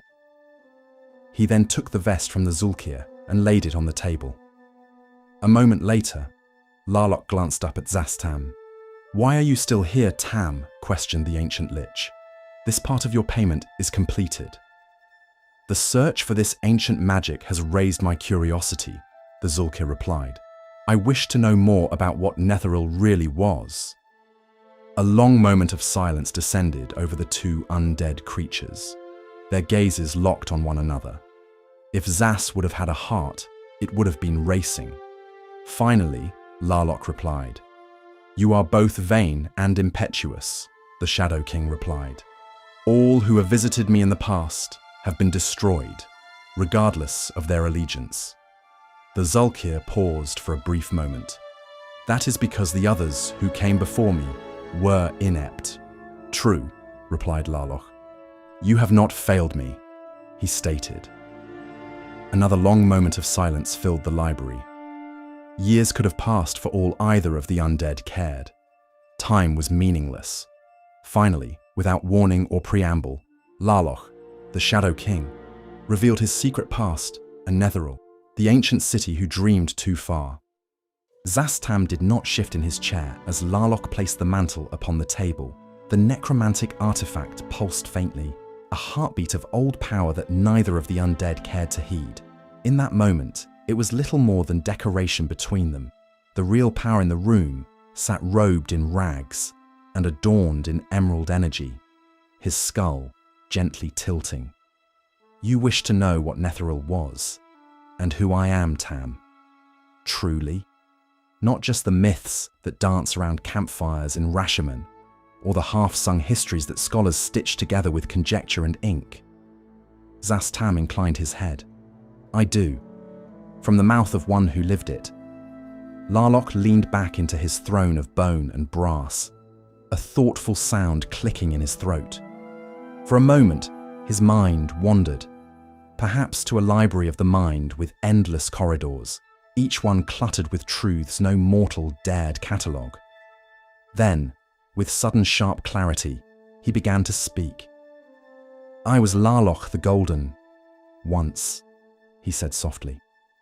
"The bright scion of Jixida, second son of House Talgrath, sorcerer by blood, genius by birth, cursed by ambition." A flash of green lightning cracked between two bookshelves, random, snarling. It did not startle Tam, though he noted it carefully. "I was born in the late shadow of the 7th century before Dale Reckoning. You'd call that ancient, but back then, we were still young, still daring to grasp at heaven's edge. My talents surfaced early. By 30, I had discovered 3 unique paths to phylactery crafting, though I did not yet need them. By 70, I had enthralled an entire court." Zas Tam gave a faint, tight nod. "The Death Moon Orb." A wicked smile curled across Larloch's teeth, and one of his many Ioun stones shimmered violet. "Yes, my darling orb. A thing of such exquisite paranoia. It let me see everything, even into minds, even across planes. The things I learned, the lies I sowed. Even devils marveled at my subtlety." He made a small flick of his finger, and a spectral image of a silver sphere pulsing with black veins spun into the air between them. "I wove Jixidor. Every thought, every motion, threads in a conglomeration I controlled. I summoned fiends to enforce it, seduced celestials to betray their posts. My enemies? They thought they plotted behind closed doors. I was the door. I was the key. I was the room. And then you became a lich." "And then I had to," Larloch hissed, tone twisting suddenly into fury. "Mortality was too fragile. I needed permanence. I needed time. There were things I had not yet perfected. Dozens, hundreds. So I shed my skin and drank death like sweet wine." His hands trembled for a moment, fingers twitching in a complex pattern. A spell, a memory. Zas Tam could not tell. It was just in time. The year of sundered webs came, 339 DR, and the weave shattered. Jixida floated above Velsharoon, gazing down on the petty magocracies of Nafel and Ramathar. I was studying them, planning, spying. I would conquer them without a single battle. He spat the words, literal sparks of emerald magic flying from his mouth. But the weave screamed. Magic died. My contingency flared. I fled aboard Angalaumator, a great beast, more loyal than any servant I ever had. Moments later, my city, Larloch's bony hands opened and closed, was gone. He was silent then, silent long enough that even the flames in the braziers began to flicker uncertainly.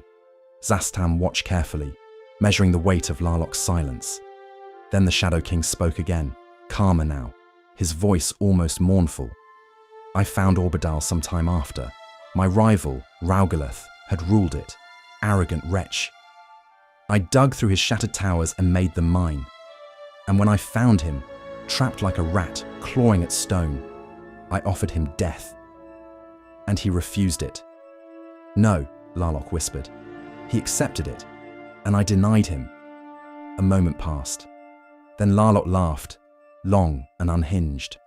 One of the Ioun stones flared bright red and spun wildly, as if the air itself disagreed with his mirth.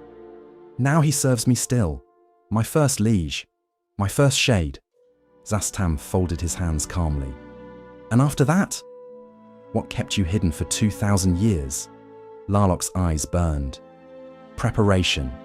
Paranoia. Purpose." He rose then, not fully, but slightly, the air trembling with raw potential as he did. "I see everything, Tam. Every outcome. Every failing. I have spent lifetimes constructing lattices of thought so perfect that even gods cannot untangle them. I have plans for every possible betrayal, every invasion, every sliver of chance.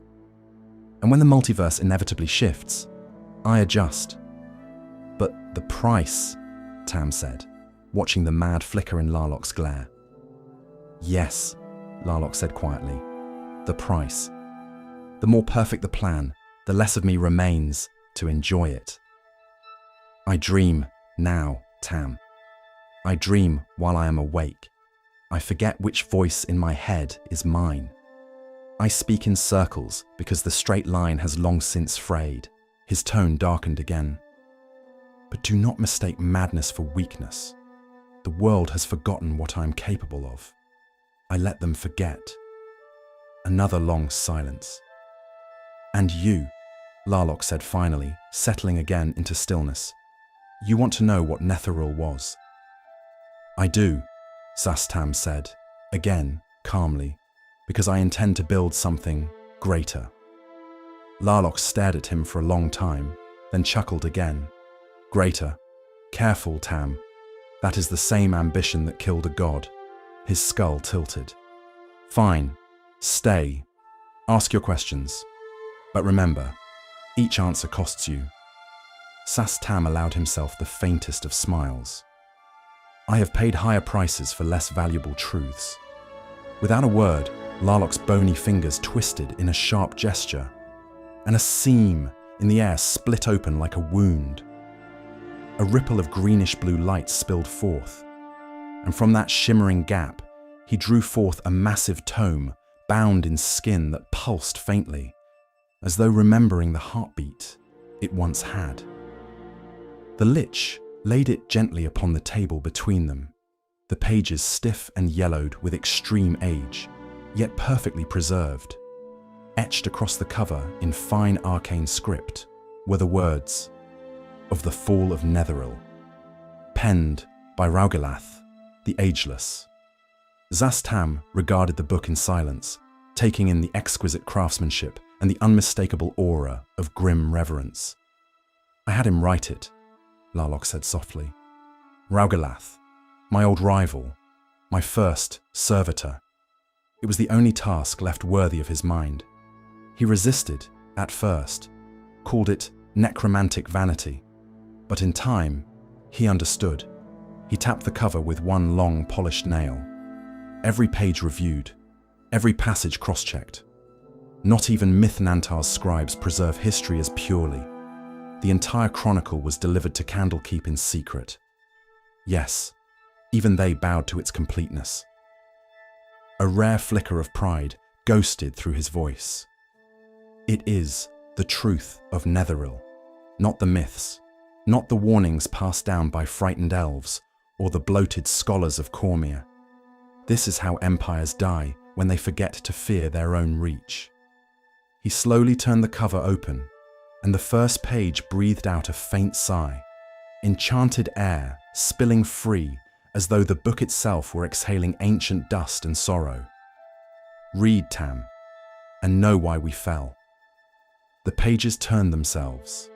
The shadows leaned in to listen, and Zastam did not speak again for some time.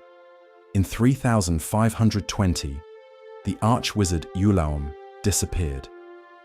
Several of his friends, including Karsus, believed he left Netheril because he depended heavily on magic to maintain his life. After all, he was nearly 3,000 years old. His final fate remained unknown. Panic surged through Netheril as the citizens learned of Ulaum's disappearance, and the arch-wizards that remained feared that there would be a revolt. Karsus, feeling the responsibility for Netheril's future on his shoulders, felt that it was his duty to weld the nation back together. He finished his divine spell.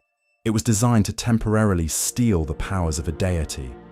When he cast the spell, he chose Mistral, the goddess of magic, in the process changing forever the way magic functions. Knowledge has always outweighed wisdom, and Karsus was no exception. His body swelled with the sudden influx of godly power, and his mind filled with unimaginable knowledge. Karsus instantly realized the horrible mistake he had made. He stole the power from the one god he shouldn't have. Mistral's position called for one of the aspects of her psyche to constantly rework the weave of magic. The weave that Netheril and its glut of magic and the Faerim with their unique spells constantly threatened to unravel. When Mistral lost her ability to keep the weave of essential magic intact, the inundation of magic surged and fluctuated, and the effects of all things magical doubled for a time. She sacrificed herself to save the weave before the damage became irreparable. This broke Karsus's link to her magic and obstructed the weave, causing all magic to briefly cease functioning. Without the infusion of magic, the floating cities of Netheril fell, and Karsus was instantly slain. His bloated body, petrified, toppled from the high plateau above his floating city and plummeted to Faerun. As his body fell, his stony eyes, still shimmering with the last glint of godly omniscience, caught a glimpse of the cities of Netheril smashing to the ground, killing all their inhabitants. His heart broke.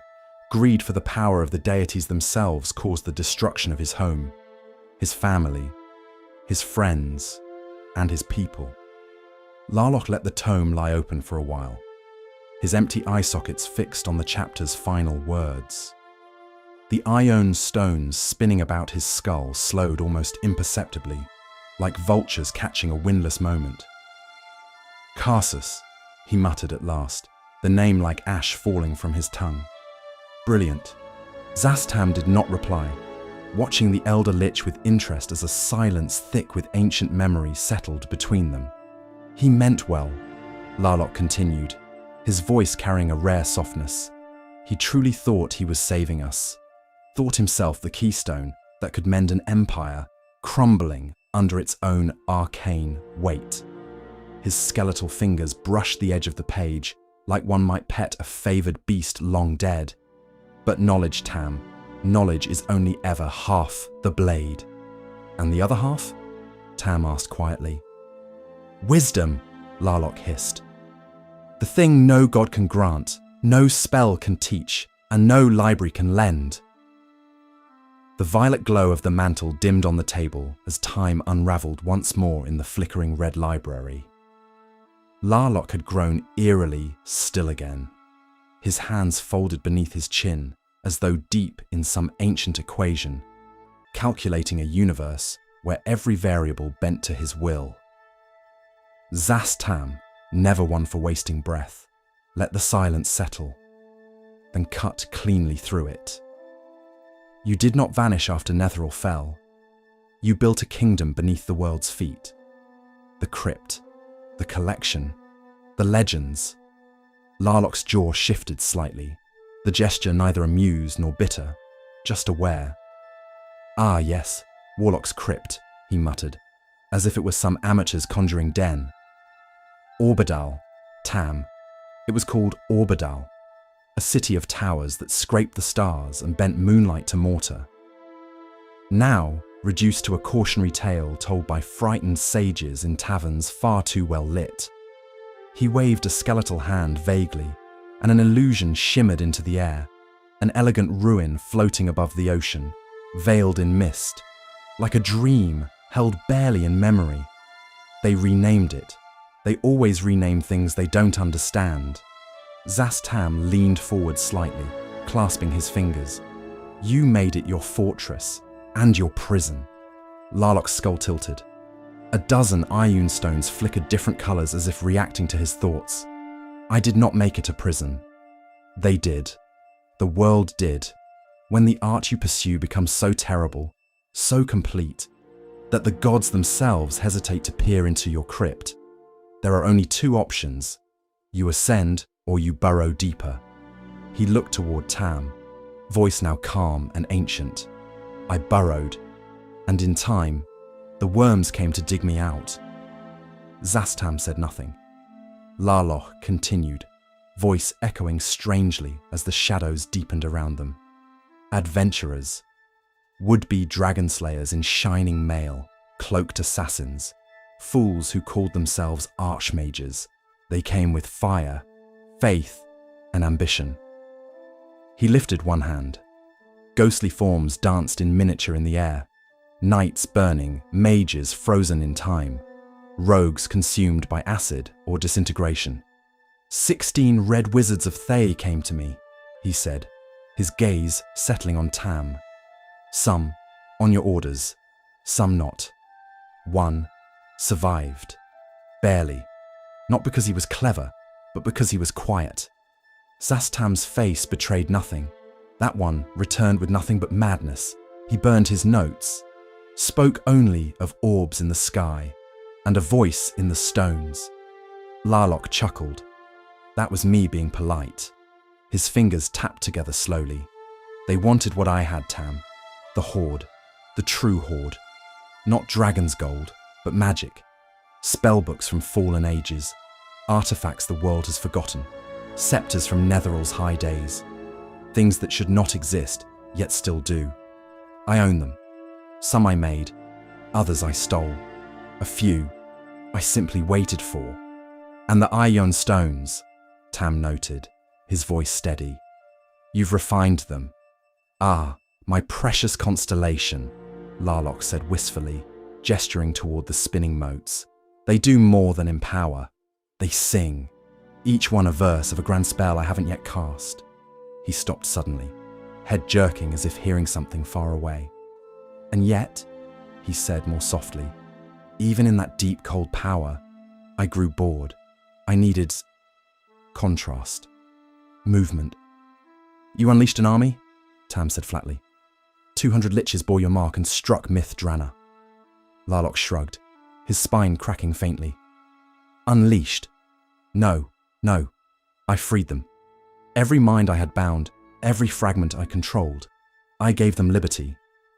What they did with it was unfortunate. You call attacking Baelnorns and Silverhand a misstep. I call it predictable, Larlock growled, voice flaring into static and venom. They were made of fragments, shadows of ambition. I needed to know what they would do when given choice. It was an experiment, one I regretted only slightly. Tam's voice dropped. You confronted the Knights of Myth Drana yourself. Of course, Larlock said, almost wistfully. To apologize. This gave Zastam pause. You apologized? Larlock's skull tilted back, sockets glowing like crimson stars. Storm Silverhand allowed me to witness the silver fire. Real divine power. Not stolen, not faked. Gifted. She let me see it up close. Do you understand what that means, Tam? Zastam did not reply. It was the first kindness I had been shown in centuries. Larlock whispered. A thing so bright, so untainted.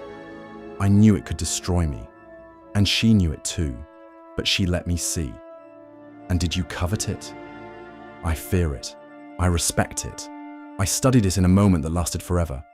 But no, I would not steal from her. It would undo me.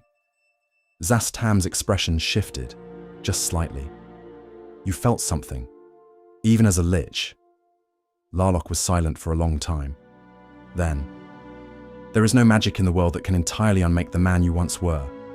Even I cannot erase him. He wanders still, beneath the madness, dreaming, regretting. The red light in the room dimmed again. Larlock leaned closer across the table.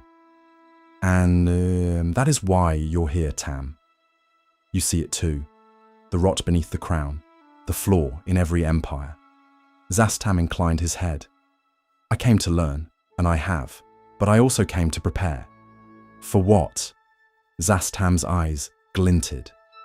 The firelight in the ancient library guttered suddenly, casting sharp lines across Larlock's bony visage.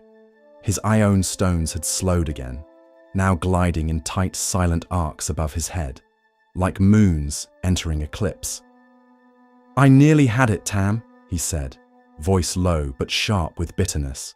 The weave, the shell of Candlekeep's wards, the mythal of Myth Drana, all drawn in like breath. It was perfect. He clenched a skeletal fist and the air around him crackled faintly. Zastam did not move. You attempted to ascend, he said plainly. Again. Larlock turned sharply, his sockets burning. I would have become the new god of magic. Not a goddess cloaked in sentiment, no. A mind of precision. A will forged from 2 millennia of clarity. The art would have been pure. But instead, Tam said with surgical calm, you were interrupted, Larlock snarled.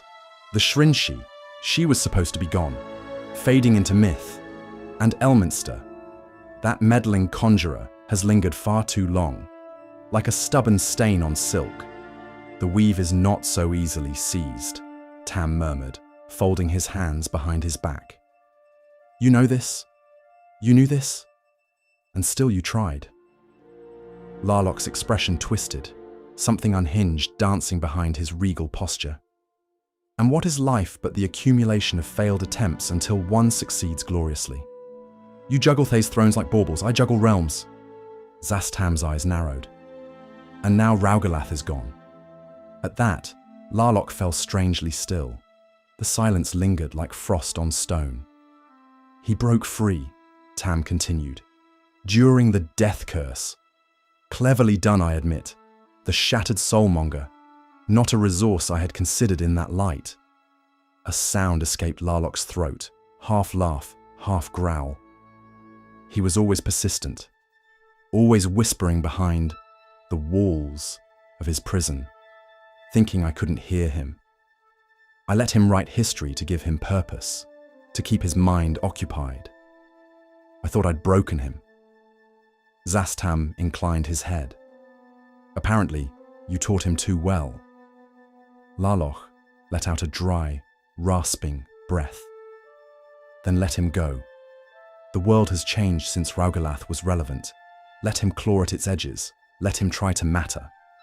The flames flared brighter for a moment, then dimmed again. And you? Tam asked. Will you try again? Larlock turned away, his robes flowing like shadows stitched together by will. Of course. You do not spend 20 centuries chasing omniscience and then stop. The weave wants a steward. And I'm the only one fit to wear that mantle. Zastam did not smile, but there was a faint glint in his eye. Then I suppose I shall see you at the next cataclysm. Larlock stopped at the edge of the library, the red glow bathing his skull in firelight. No, he said softly. You'll witness it, but you won't see it coming. Then, with the sound of 100 pages turning at once, the Shadow King was gone. Tam stood alone among the books. He said nothing more, but in his mind he was already calculating, and deep below Warlock's crypt, the ancient stones remembered every word.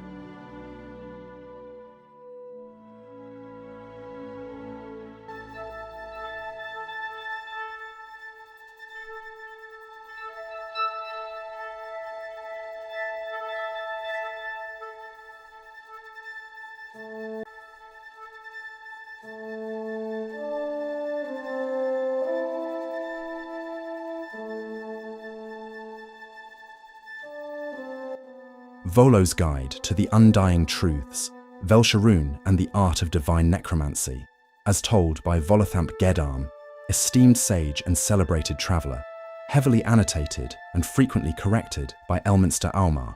Chapter 1, The Great Wheel and the Mouldy Throne.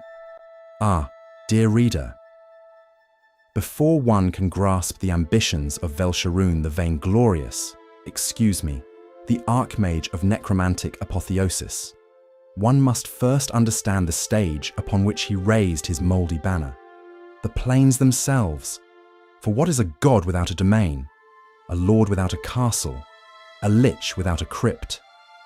Let us begin with the cosmological scaffold of existence itself, the Great Wheel.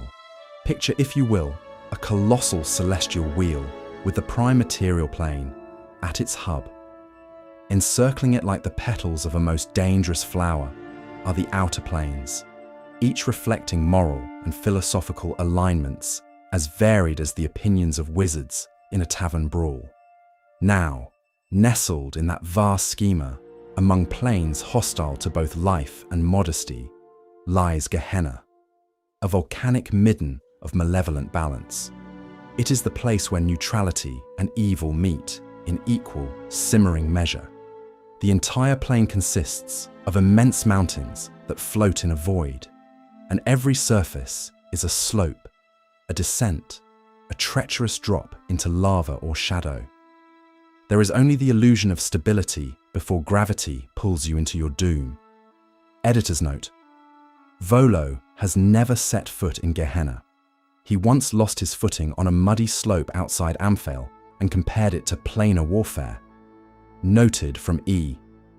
The third mountain of Gehenna, Mungoth, is said to be the coldest of the four.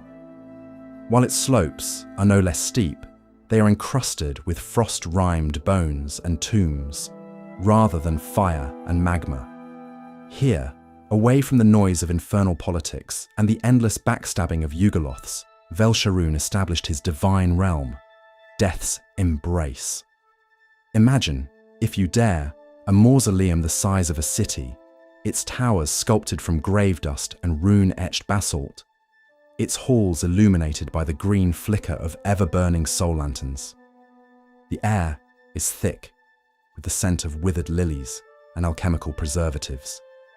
Here, lich priests shuffle through cyclopean libraries, cataloguing every known rite of undeath, whispering bones, yes, bones that whisper, reveal forgotten secrets to those who know how to listen. The walls themselves are said to absorb arcane residue, and over centuries have become sentient enough to rearrange corridors and entomb the unwelcome. Traps are but metaphysical, sigils that erase memory, doors that open into false afterlives, and urns that weep ectoplasm from unquiet spirits. Editor's note: this entire paragraph was likely based on a dream Volo had after consuming spoiled eel pie. Noted from E. And what of Velsharoon, the dread lord of this domain? Seated atop a throne carved from fused skulls, some say god skulls, though this is most improbable. He broods, forever cloaked in twilight, his face hidden by a shroud of shadow and spell.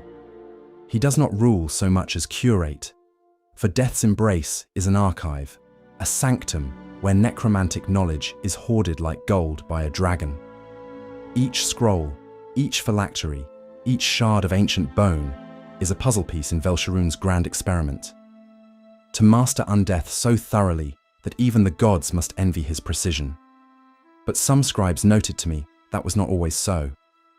Before the Lich ascended to divinity, before he seized this forgotten mountain in a plane few dared to map, he was mortal, a man of flesh, of ambition, and of Thay. But more on that in the next chapter. Chapter 2, The Necromancer, as divulged by Volothamp Geddarm, preeminent observer of arcane eccentricities, with begrudging annotations by Elminster, who has lived long enough to know better. Now then, let us journey backward, down through the dust-choked corridors of time, to an era before Velsharoon crowned himself with the tattered laurel of godhood, before lichdom, before even his exodus from Thay. For to understand the god, one must first survive the man. Velsharoon, whose name even then curled from lips like a curse, was a red wizard of Thay. Yes, that Thay. The scarlet-swathed land of ruthless ambition, magical might, and hairless egos the size of Mount Waterdeep. Among its many Zulkirs, Velsharoon sought the coveted mantle of Zulkir of necromancy, a title held tightly and bloodily by none other than Sas Tam. Ah, Sas Tam, master of death magic, eternal tyrant of Thay, and, dare I say, more skull than man even then. The rivalry between Tam and Velsharoon was inevitable. Both were brilliant. Both were necromancers. Both were deeply unpleasant to dine with. Yet Velsharoon lacked Tam's political finesse, preferring instead to hoard secrets, insult his superiors, and conduct unsanctioned experiments on both the living and the recently not living. Editor's note: unsanctioned, in Thay merely means not profitable to the current ruling cabal. Eventually, Velsharoon's arrogance, brilliance, put him at odds, not only with Sas Tam, but with a number of his fellow red wizards. There was Thadron the Grey, who accused Velsharoon of stealing his research on negative planar infusions. He was later found transmogrified into a brain in a jar. There was Alashira of the Bleeding Veil, who claimed he had sabotaged her phylactery-in-a-box prototype. That turned out to be true. In the end, Velsharoon was hounded out of Thay, not slain, mind you, for he was too dangerous, but exiled. Thus was born the legend of Velsharoon the Renegade. He fled across the realms like a storm of bones and ill omens, leaving horror and half-completed rituals in his wake. His name became a whispered warning among apprentice mages. He duelled in the skies over the Shah with the Halruan sorcerer Hlandra in 827 DR, the year of the sacrificed fortune. The duel, by all accounts, ended in a stalemate, though witnesses described a rain of skeletal crows, firestorms in the shape of screaming faces, and at least one flying castle reduced to animated rubble. Editor's note: the castle in question was a spelljammer shaped like a hippocampus. It was not amused. Velsharoon's enemies multiplied. Hlandra was but the beginning. Holder of Delzimmer, a famed abjurer, placed a bounty on his marrow. Elminster, yes, yours truly. The symbol, and even Mempter of the Sapphire Tower clashed with him, each thwarting some unwholesome plot to turn cities into tombs or siphon souls through astral ley lines. And still he grew in power, driven by the cold, analytical obsession of a man who viewed existence as a spell, yet to be perfected. It was not enough for Velsharoon to command the undead. No, no.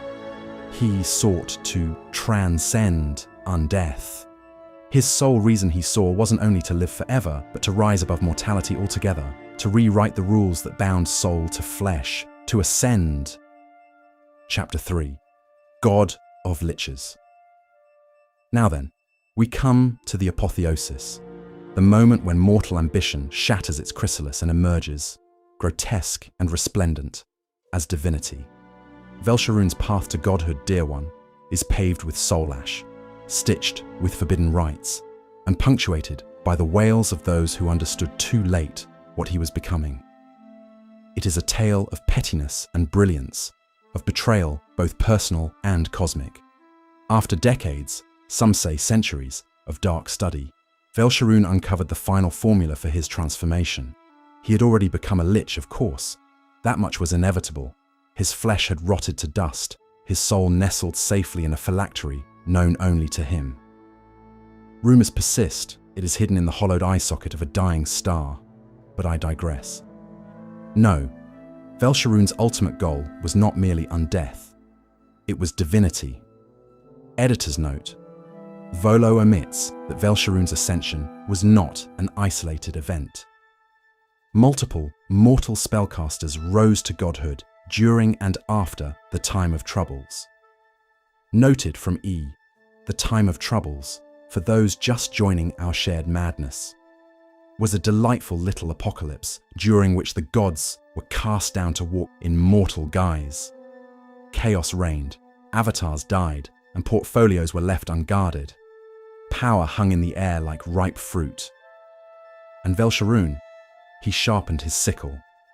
Now, the precise mechanism of his ascension remains shrouded in contradiction. Some say he slew a lesser deity of undeath in secret, perhaps even Tenebrous, the shade of Orcus himself. Others claim he performed a grand ritual using the souls of 1,000 liches, devouring their spiritual essence like a starving man at a banquet. Still others, this author included, favour the most dramatic version, that Velsharoon struck a bargain with Mystra, goddess of magic.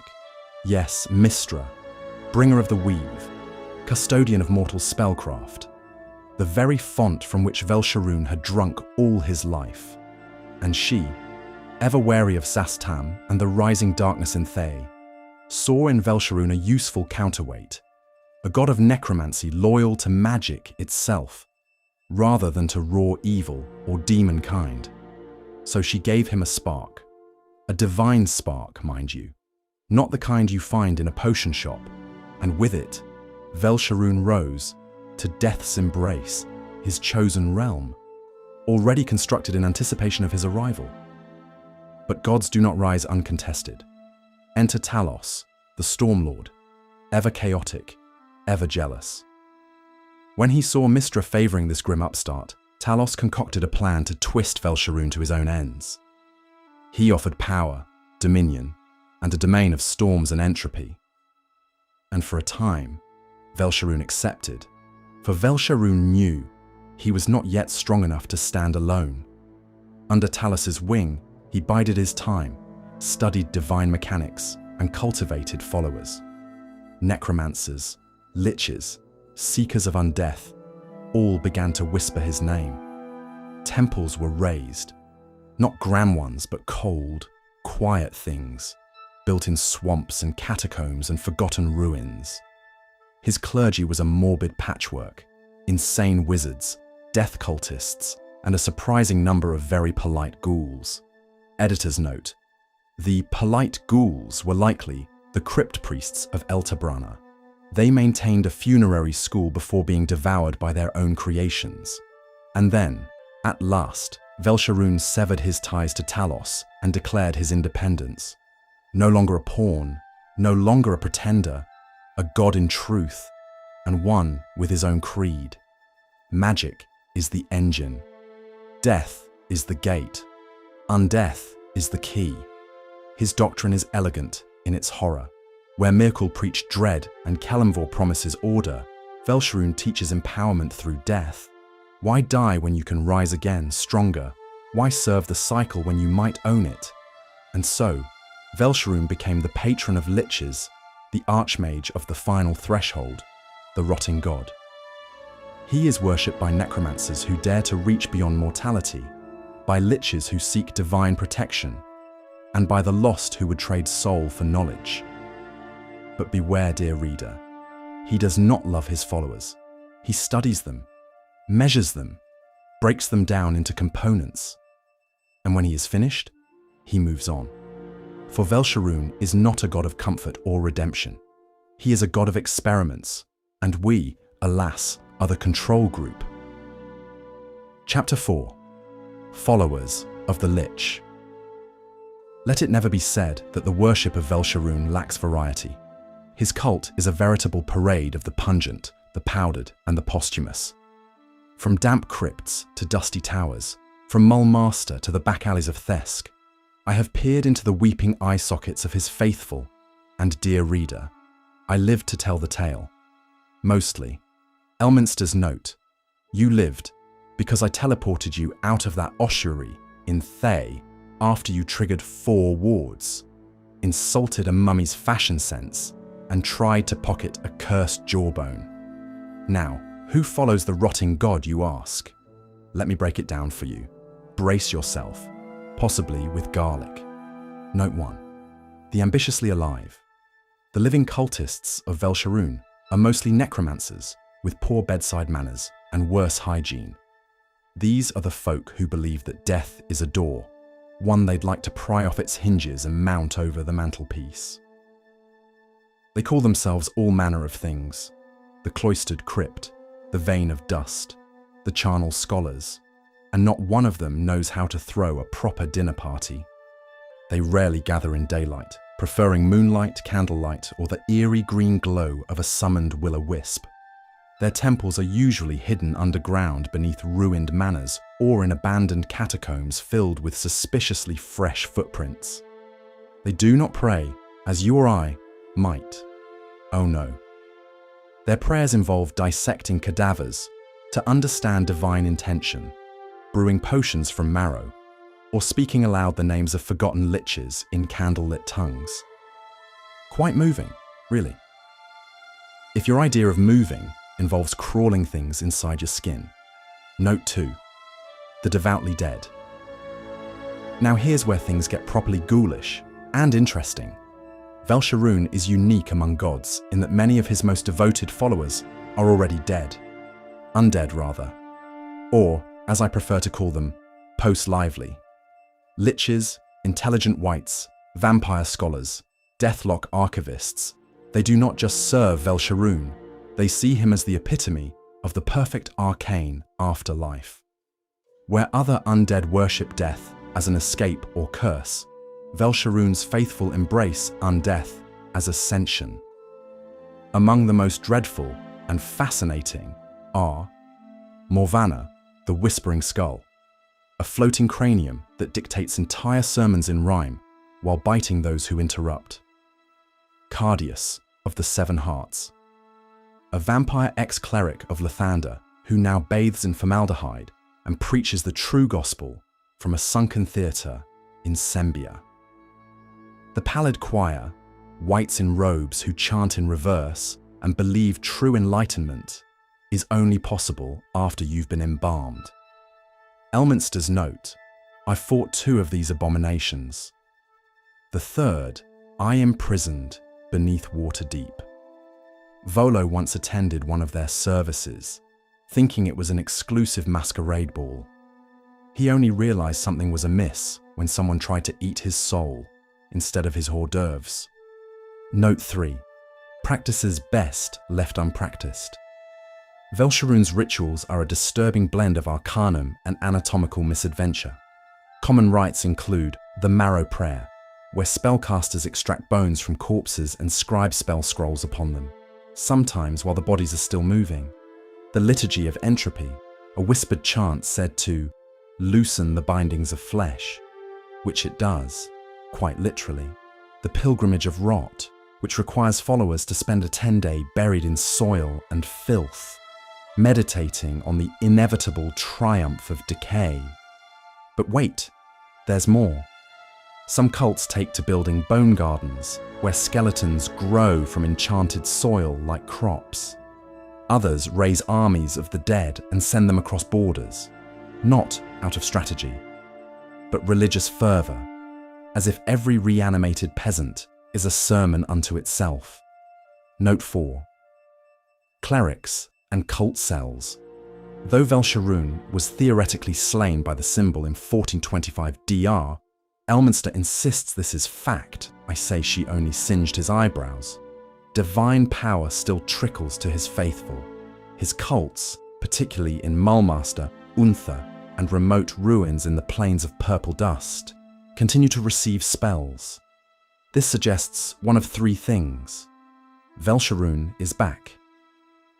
Velsharoon was never truly gone. Velsharoon is pulling strings from somewhere far fouler than we care to imagine. Elminster's note. Option 3 is most likely. If Velsharoon is alive, he's staying hidden for reasons I dread to contemplate. And Volo, if you ever attempt to channel his energy again in my study, I will polymorph you into a toad. Permanently. Note 5. Why they follow him. This is the most disturbing part, dear reader. They do not follow him out of fear or awe or duty. They follow him out of hope. Hope that death is not the end. Hope that magic can defy mortality. Hope that one day they too might shed their skin, their flesh, their weaknesses, and become something beyond human, beyond alive. I note dangerous, perhaps deranged, frequently, but fascinating, indubitably. If you do decide to observe one of these cults in the wild, I recommend 3 things. Always have a teleport spell ready. Never drink anything they offer. Bring your own cutlery, just in case it's made from bones. Again. Chapter 5. Death's Embrace. By Volotham Geddarm, reluctant tomb diver, planar trespasser, and author of 6 guides that cause spontaneous nosebleeds in trained wizards. Let me paint a picture for you. Imagine a tomb built for a god. Not a glorious polished thing of white marble and golden urns, but a tomb that breathes mildew, one that oozes, one that knows your name, a sepulchre so old and deep, it has forgotten sunlight exists. That is Death's Embrace, the divine domain of Velsharoon. And it is as delightful as a pit full of damp skulls and broken dreams. In the cosmology of the Great Wheel, Death's Embrace festers on Mungoth, the 3rd mount of Gehenna, a plain of steep volcanic slopes choking ash, an endless, soul-racking suffering. Not exactly a vacation spot. Mungoth is the sort of place where the rocks are sharp, the air burns, and gravity feels like it's in a particularly sour mood. Amidst this hellscape sits Velsharoon's domain, like a canker in the skin of reality, a half-collapsed necropolis buried in a cliffside, constantly rearranging itself as if it resents being visited. Elminster's note: Volo once tried to map it. He got lost 3 turns in and started labeling rooms, probably a bone room and definitely a trap. I had to rescue him again, and I have not let him forget it. Death's embrace. Let me explain. The outer gates resemble enormous ossified ribs, as if you're walking into the belly of some dead planar beast. The walls bleed trickles of embalming fluid. The ceilings hang with inverted skulls like grotesque chandeliers, and the very air hums with whispers from spirits too broken to move on. The deeper one goes, the more reality itself becomes fragile. Books write themselves in blood. Thoughts echo twice. Spells fizzle, then ignite an hour later without warning. The heart of Death's embrace is said to be a necromantic repository unlike any in existence. Shelves upon shelves of tomes bound in skin, scrolls inked in ghost fire, and tablets that whisper if read too long. This is Velsharoon's true treasure: knowledge. Not just how to raise the dead, but how to bargain with them, feed upon them, become them without losing one's mind. Well, maybe just part of it. The god himself, it is said, occasionally wanders the stacks in a shimmering, semi-corporeal form, appearing as a desiccated archmage wreathed in violet fire. He corrects copy errors in forgotten grimoires. He takes notes. He files soul libraries. He is, in short, a terrifyingly meticulous librarian of death. Aside from Velsharoon himself, and let us all hope he stays busy, the realm teems with things that might once have been people. Bone shades, silent attendants that float between the stacks, made entirely of library dust and leftover bones. They shush intruders with necrotic bursts. Mourning wraiths, ghosts of scholars who sought too much knowledge and were absorbed into the walls. Their sobs echo for hours. Volo claims one fell in love with him. Ossuary lords, undead archmages who have pledged themselves fully to Velsharoon's service. They manage rituals, catalogue forbidden spells, and engage in endless debate over the best embalming techniques. And then, of course, there are the books. Some are sentient, some are cursed, some are hungry. I once opened a slim volume titled A Treatise on Cadaveric Bloom, only for it to try and digest my left hand. It was the third most upsetting thing I've ever read. Elminster's note. The second was Volo's travelogue on Herzu apparent spa culture. Alas, even divine tombs are not safe from upheaval. When the spell plague tore across the realms in 1385 DR, Death's embrace was cast adrift. Some say it was destroyed. Others say it was swallowed by the collapsing plane of Dwemerheart, where it had been tenuously nested in the world tree cosmology. Whether Velsharoon perished, fell silent, or simply chose not to answer prayers is uncertain. But his presence, his influence, was never truly gone, like a stain, or a lingering smell, or Volo's cologne. You'd think most sane folk would stay away. You'd be wrong. Scholars, liches, warlocks, and the desperately curious all seek Death's embrace for answers, power, or forbidden spells written nowhere else. Some beg Velsharoon for gifts. Some just want to know what happens next. A few make it back. None return whole. I did, obviously, but I lost my favorite boots, developed a lingering echo when I sneeze, and now understand 7 forms of necrotic grammar. I also hallucinate undead ducks if I don't drink enough tea. So, make of that what you will. Epilogue. Closing the Tomb on Velsharoon by Volothamp Geddarm, esteemed scholar, adventurer extraordinaire, and occasional ghost bait. annotated begrudgingly by Elminster Aumar because someone must speak plainly. And thus, with ink-stained fingers and a soul only mildly cursed by reading too many forbidden tomes, I conclude this latest scholarly marvel. The life and unlife of Velsharoon the Vainglorious. What a journey it has been. 5 chapters of necromantic delight, divine deceit, magical mayhem, and personal peril. Mine, of course. So ends our tale of Velsharoon, the god who refused to rot. Was he brilliant? Absolutely.